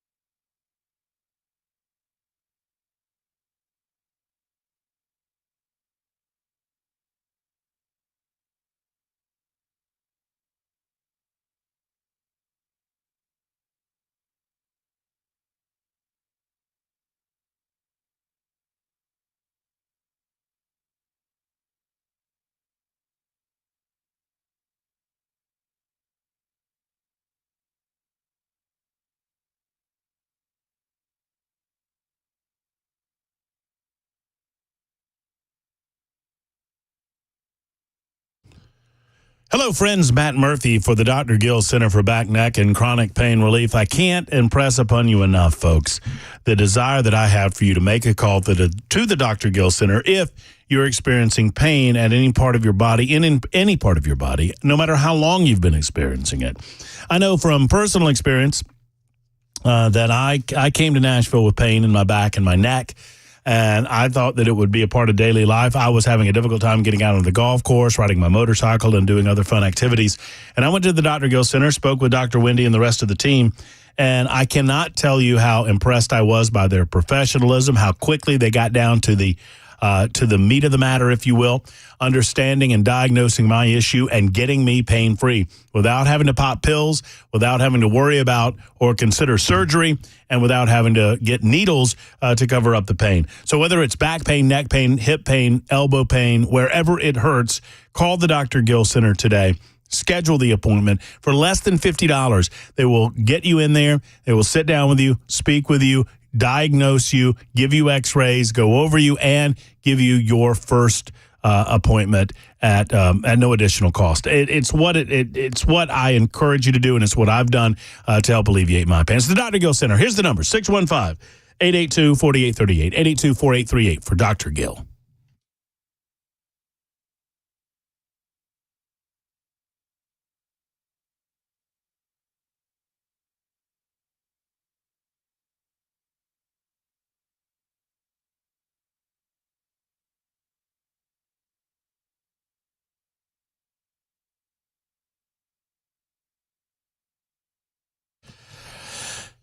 It is 2:06, and welcome back. My name is Matt Murphy, and this is the Matt Murphy Show on Super Talk 99.7 WTN. Pleased you've decided to join us, whatever time you're able to give us. We're certainly appreciative of that. We have 3 full hours before we hand off to The Drive with Brian Wilson, and that's coming up in less than an hour, about 53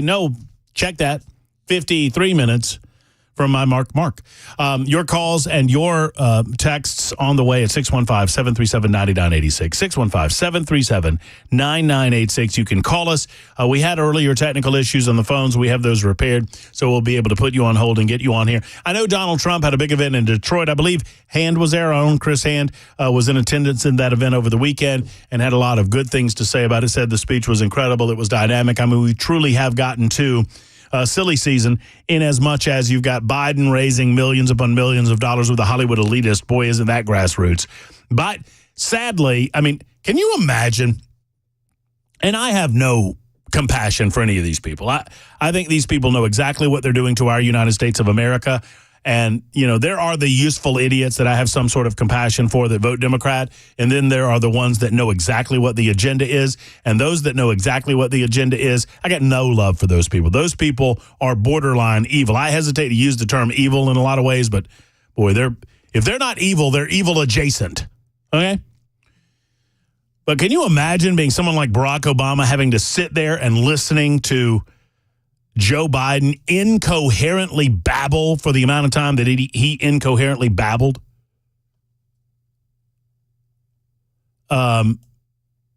It's amusing, if not scary, in as much that over 40% of the United States of America at least will go to the polls and they will vote for this person. We were talking about voting and what democracy means and how the political left is trying to steal the word away from the political right or the conservative or libertarians that are out there politically active. And I just hesitate against that. A lot of response on the super text line, so much so that it'll be different to get to all of it. But somebody says, I was on a slow-pitch softball version of the Bananas. We called ourselves the Village Idiots. Oh, that's nice. That's nice. We played. Why didn't they just take the short route and call themselves Democrats? Did I tell you that's true? Did I tell the story on air about the time that we played a professional softball team, like a professional touring softball team? Who's we? The radio station that I worked at in Birmingham, Alabama. Talk 99.5. No, I don't think you've ever even told me this. All right, so we set up. We called it the Pros versus the Joes.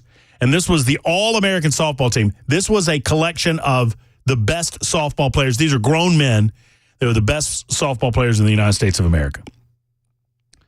We had a Pros versus Joes charity event. We raised $25,000, $30,000. And we got ourselves some uniforms. You know, we were all jazzed up. I can put out some pictures after the show on this. And when they were coming to Birmingham.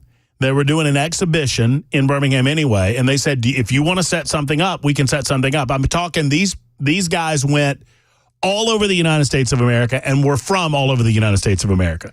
Doing exhibition baseball, barnstorming, softball, I should say, barnstorming softball.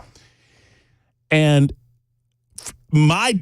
I'm so dumb and sometimes dumbly competitive that I was sitting in the meeting while we were arranging this, and we found a field to do it on, and we got that donated. We got a lot of different things donated for us for the charitable cause.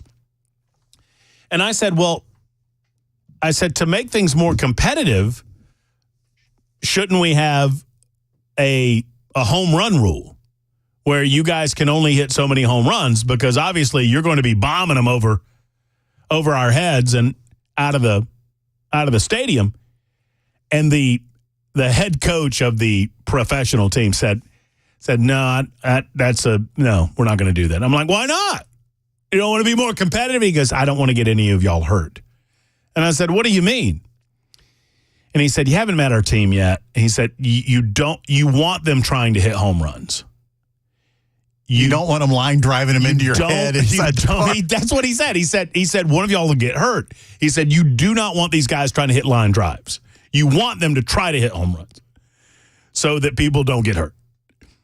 And I was all beside myself until I met these dudes, and they were like jacked up. They were insanely jacked up.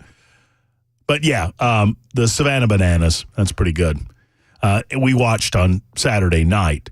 And yes, Sally, the guy was pitching on stilts. He only pitched for one inning. The Bananas have a YouTube channel as well, and you can watch the game if you so desire. We were talking about that last part of last hour. Now, coming up at some point this hour, we'll welcome Brink Fiddler to the show, and at 2:35, we'll say hello to Michael Patrick Ley and find out how this hearing went. The Tennessee Star is one of the petitioners to have all of the covenant materials released to the general public. Some of that has been leaked to the Tennessee Star, and we'll find out. I'm a little confused why this hearing happened at all. Because that's what I was just going to ask you. If he wasn't there to answer to contempt charges, what was the point of the hearing? It was a show cause, but the show cause is shorthand for, hey, you have to show the judge while I'm not holding you in contempt right now. And when they got there, as Jay Harper played the audio, you heard it in the last newscast, I think, or the newscast before last, where Leahy's attorney's like, basically, why are we here? What are we showing cause for? What are we showing cause if not to prevent us from being charged with contempt of court? Like, what are we here for? And the judge is like, I'm just gathering information. Okay, well, so if we're done then. If a judge wants to put out a blanket order, you may not do this, they can apply that to every person in the country, even if they're not an associate of the I don't know. I don't think that. I think it was specifically because, and I'll ask Michael this question, but I think it was specifically because the Tennessee Star was a party to the case that they could demand to talk with the Tennessee Star in court. Right? Okay, I see what you're saying. In other words, I'll give you an example pretty close to home that I think is right on target. Our own Brian Wilson has sources in this case. Right. Our own Brian Wilson has released information involving what his trusted source is providing him information that he is releasing on his website and he's releasing on our airwaves. And he wasn't called in. And he was not called in because he's not a party to the original release of the documents. That makes sense. So, I mean, boy, oh boy, you talk about an affront to the First Amendment. I think all of it is, but to call Brian in would be an affront to the First Amendment. But Brian was not called because he's not a party. I think that's the way they got him in there. Gotcha. But once they got there, it feels to me like, and I'll ask Michael his thoughts on it, feels to me like they were like, okay, what happened? And then like we provided information that became available to us regarding certain details concerning this case.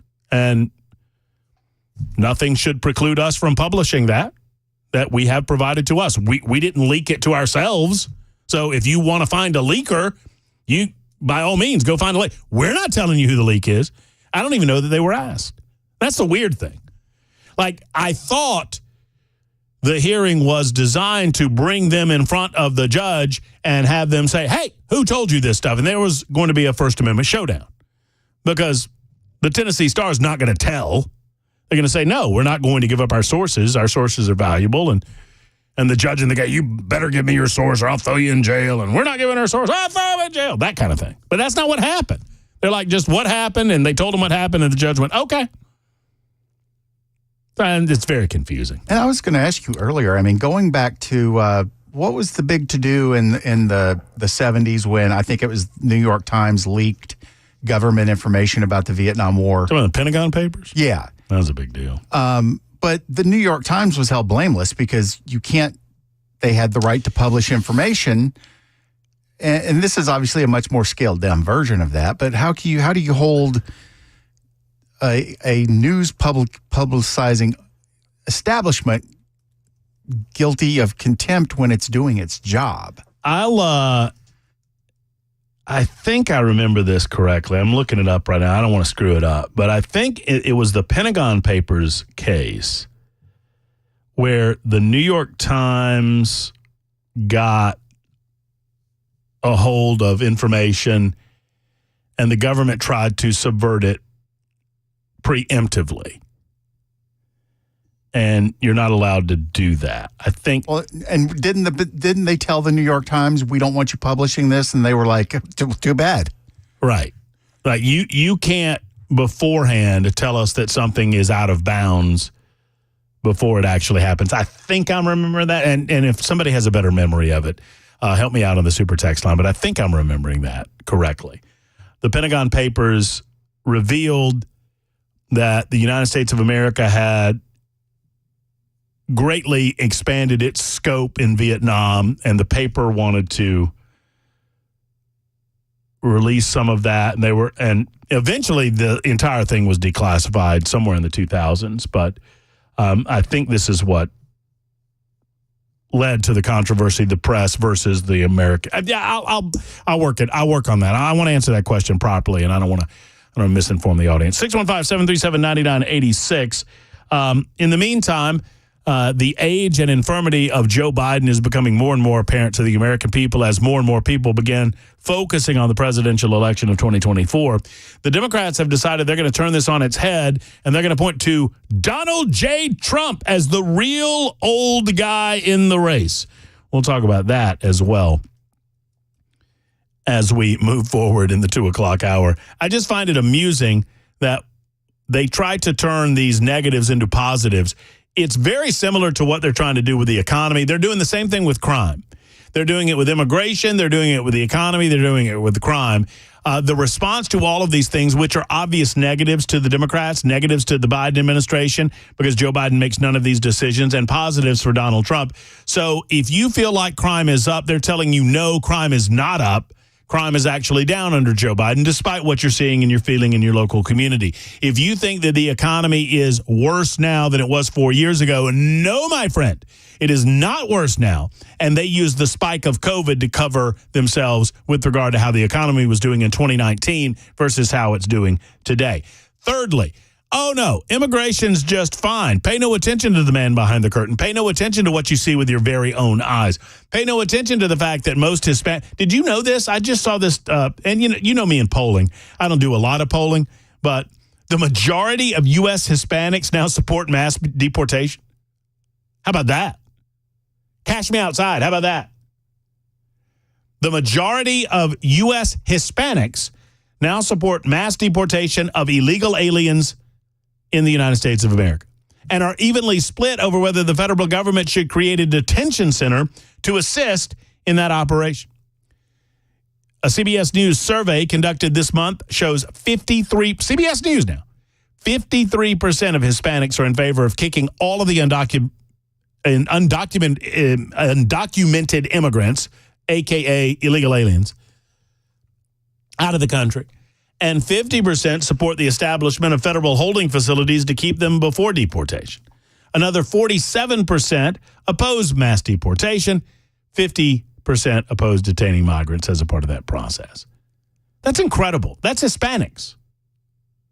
You know why? Because they, too, recognize that this is an issue that's, A, not going away, and B, is making life in America worse. It's making life in America worse. 615-737-9986. When we return, the gang at Defense Systems has descended upon the studio. We'll be back next.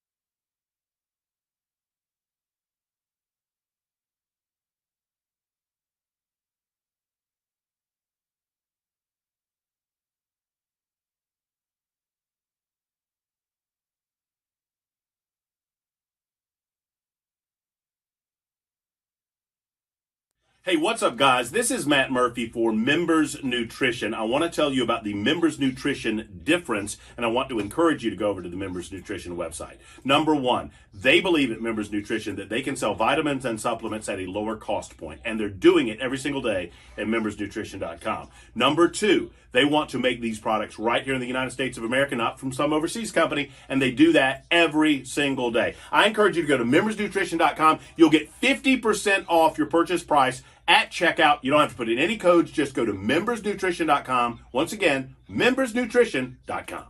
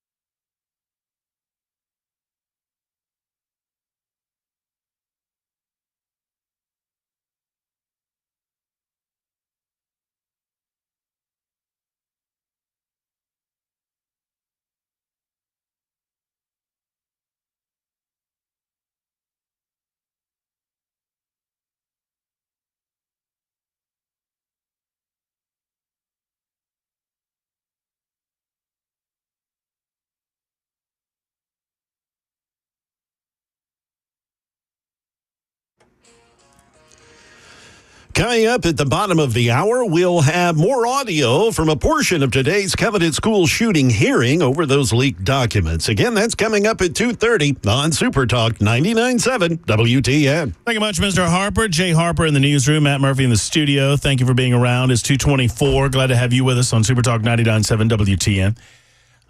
Right now, Brink Fiddler is doing my job by helping his man Adam understand how to control the volume. I should have done that, but I was too busy talking to you. Brink Fiddler of Defense Systems joins us in studio. How's it going? Good, Matt. How are you? I'm doing well. I love seeing you do your thing.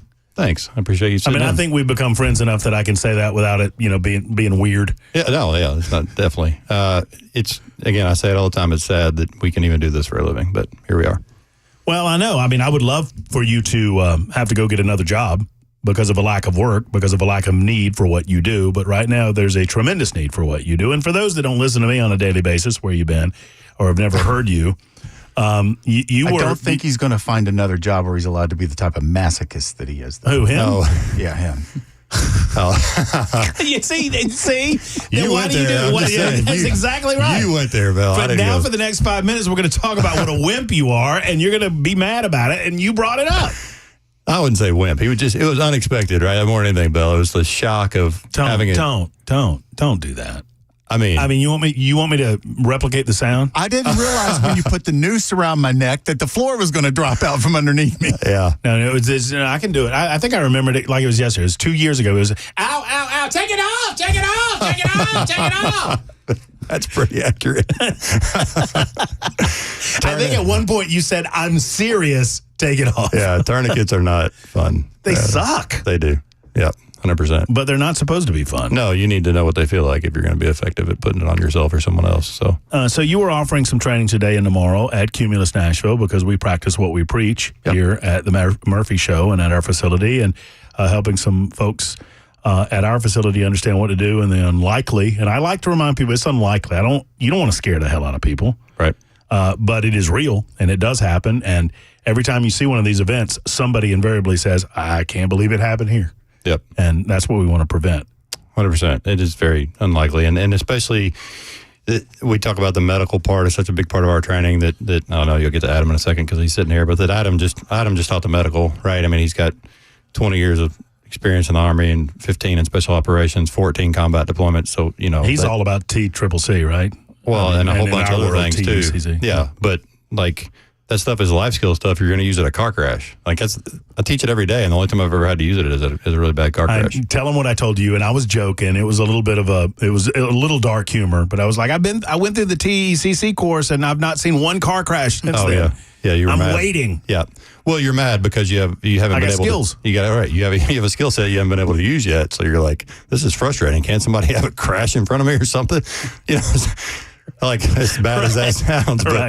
But I know what you mean. I left the course the first time I took it, like looking for somebody in the parking lot bleeding to death because I wanted to save somebody so bad because your confidence level after going through that 2-day class is pretty up there. So no doubt. Introduce Adam to the audience. Yeah, so Adam McIntyre is with us. Adam is still technically with 5th Special Forces Group out of Fort Campbell in Clarksville.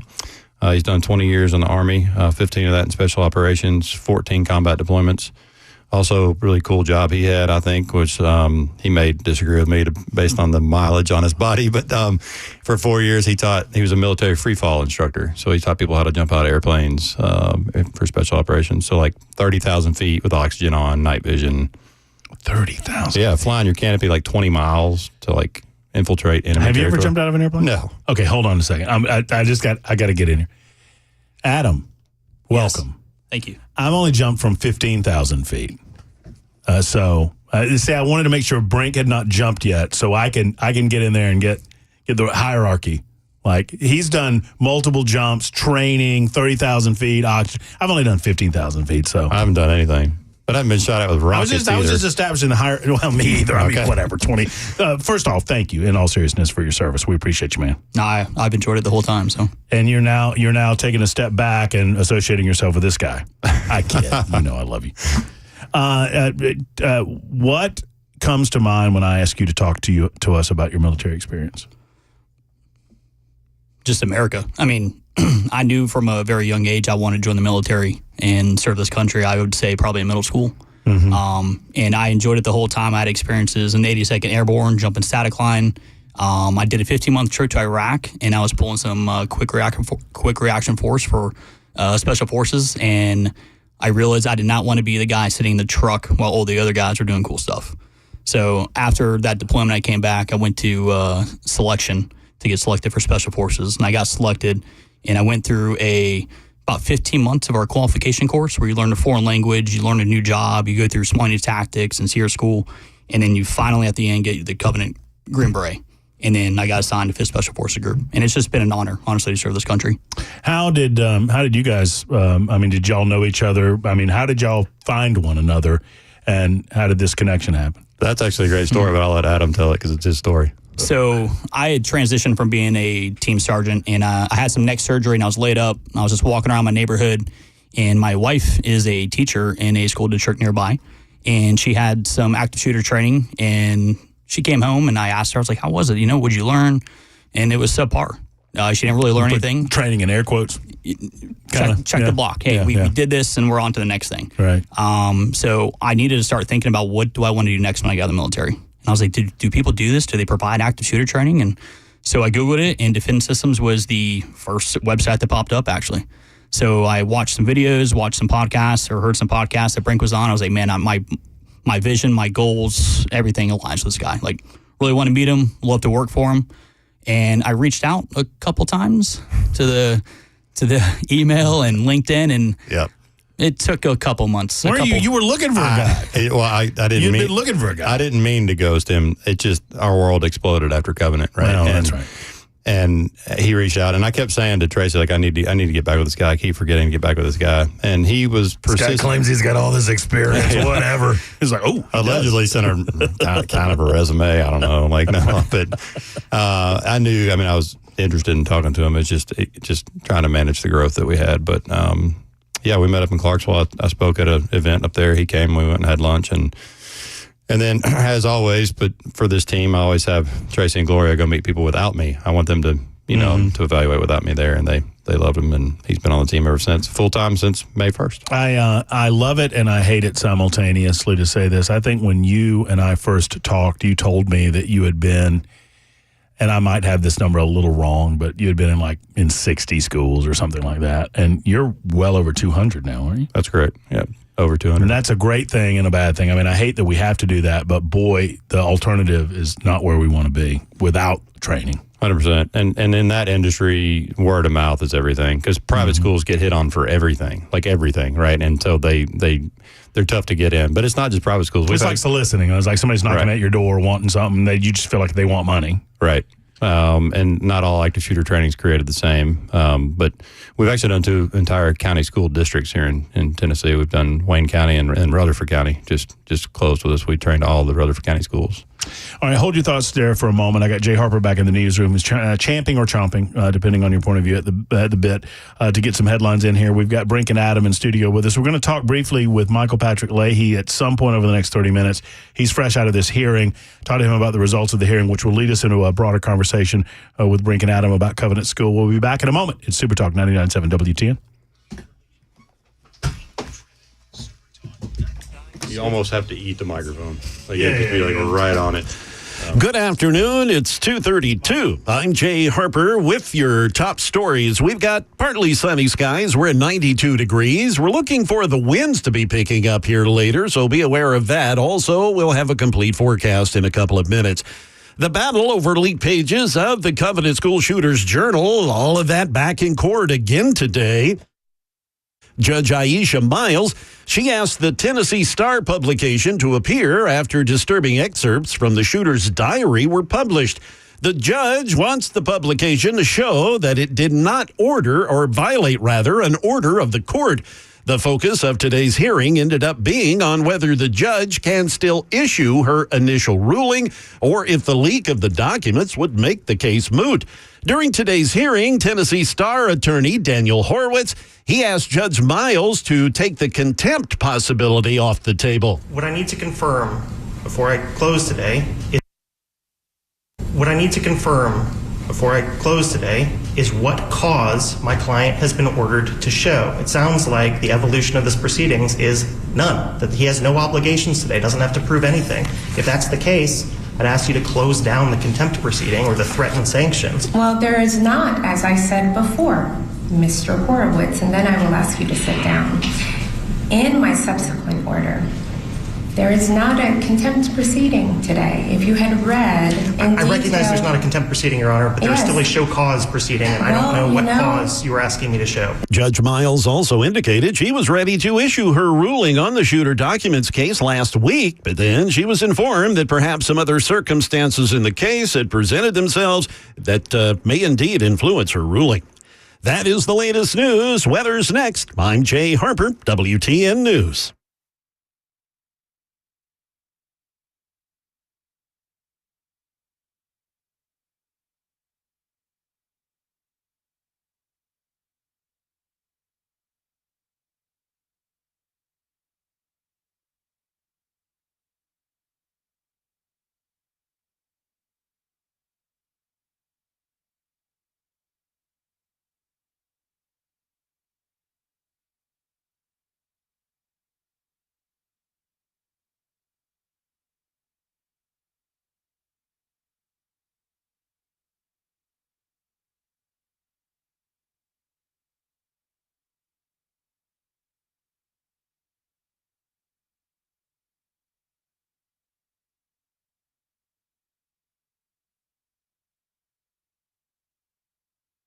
Friends, Craft Body Scan is, simply put, the go-to source for preventative maintenance of your body. That's what it's all about, right? Because things are happening in your body. I mean, I use the car example all the time because it's a perfect example. If I told you that I could tell you that something's going wrong in your engine before you notice the knocking in your engine or the weird sounds in your engine, well, then you would want to know that, right? Well, you want to know if something's going on inside of your body, don't you? And right now at Craft Body Scan, they've offered an incredible opportunity for you to find that out during the month of June. For $99, you and your loved one, your significant other, your spouse, your husband or wife can come in with you, and for $99, you can get a Craft Body Scan to find out what's happening in your heart, what's happening in your lungs, and they'll talk to you about the expanded full body scan, which is what I did at Craft Body Scan. Absolutely love it. So go to craftbodyscan.com to schedule an appointment. You don't need a referral. Just schedule this today. $99, and oftentimes they can do it this week or very, very soon, sometimes even next day. Craftbodyscan.com or call 615-436-1000, 615-436-1000.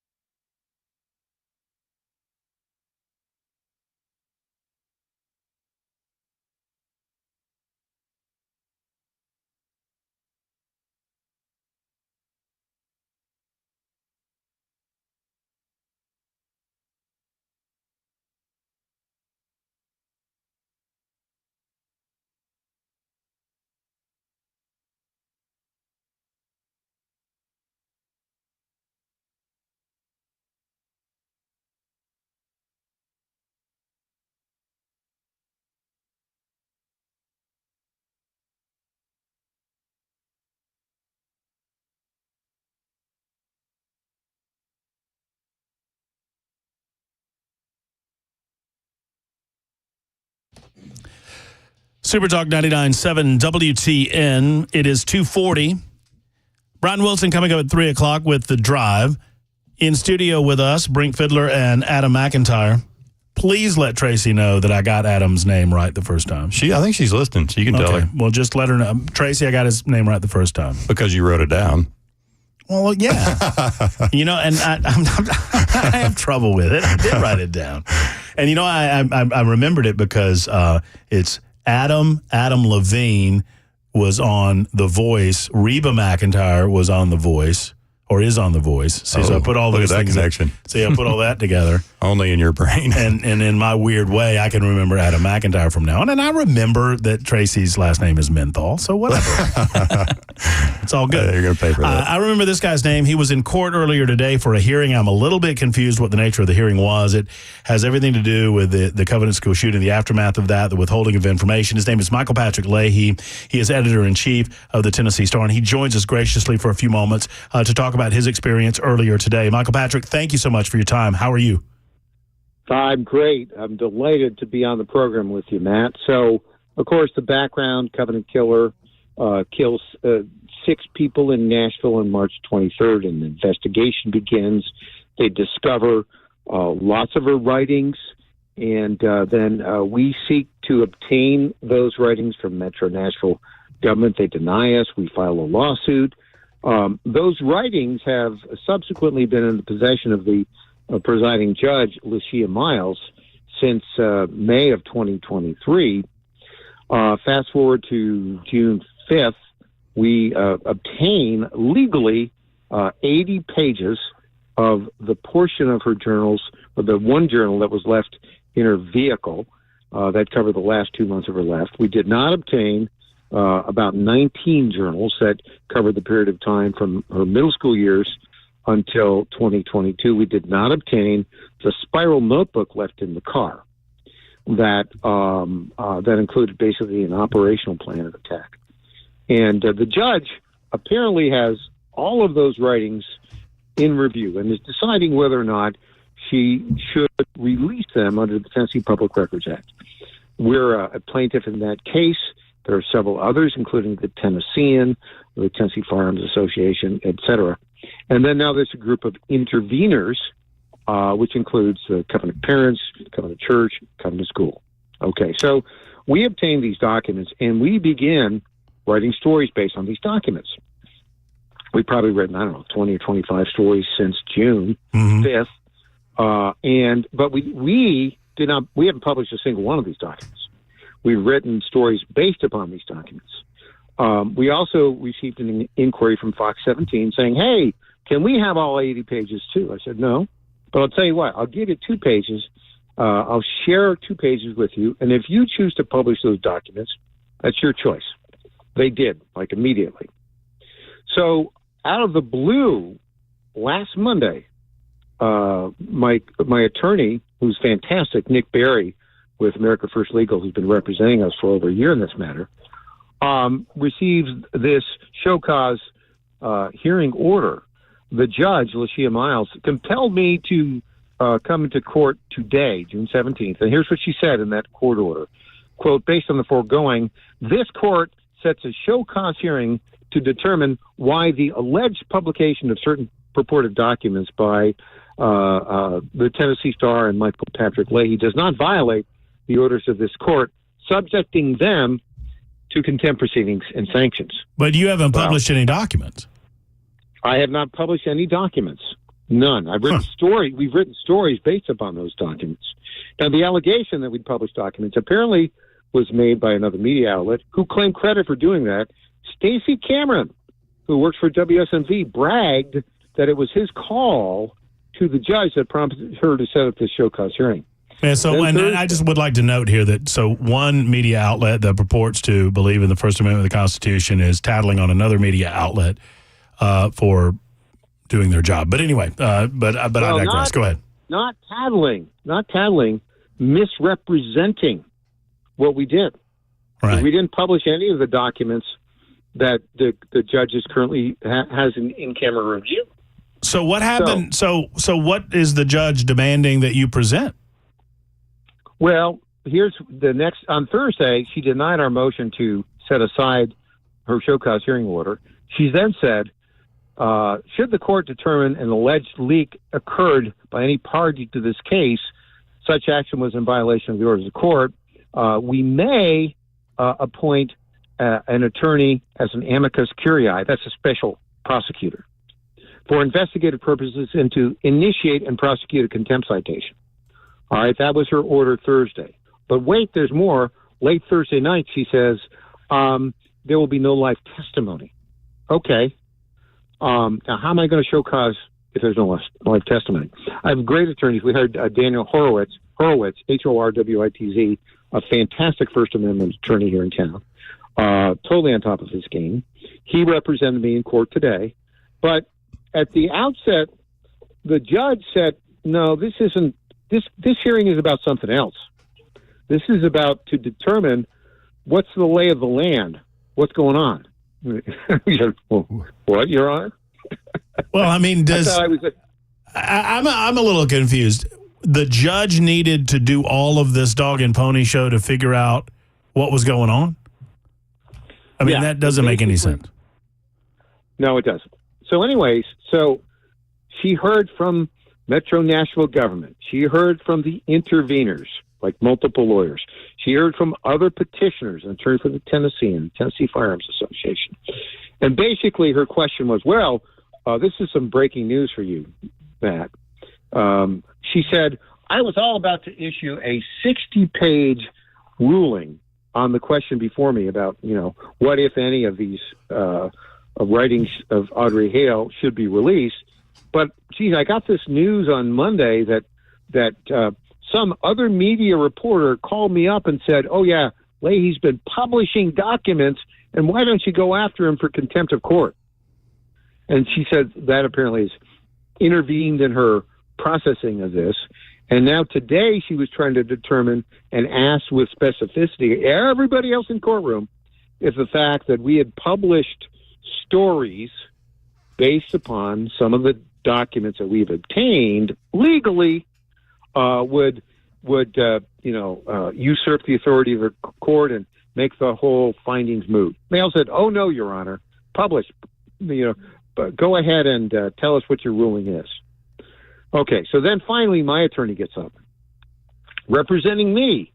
Remember, I'm the one who's supposed to show why she shouldn't put me in jail for 10 days. Right. According to a false claim. He immediately says, well, Your Honor, as we told you in our emergency motion to set aside your court order, you haven't told us which of your court orders you claim we violated. And she immediately cut him off. That's not the point of this hearing today. What? Well, I mean, not to cut you, but what was the point of the hearing then? Well, I don't know. Other than she basically. But you're the guy that could have gone to jail for 10 days, by the way, and you don't know. Yeah. It's like you're Donald Trump, and you don't know what charges are against you. Well, it's pretty much, yeah, that's right. I don't know what the charges against me would be. She said she's going to take all of this stuff under consideration, and apparently sometime later this week, she's going to release an order whether further steps are in process. So I'm still in legal jeopardy. She could appoint a special prosecutor to go after me, even though I did nothing wrong, A, and B, everyone in court said Leahy did nothing wrong. So there you go. I think basically, we'll see. A lot of people tell me, well, she's just looking for a way out. But, I'm the one in legal jeopardy.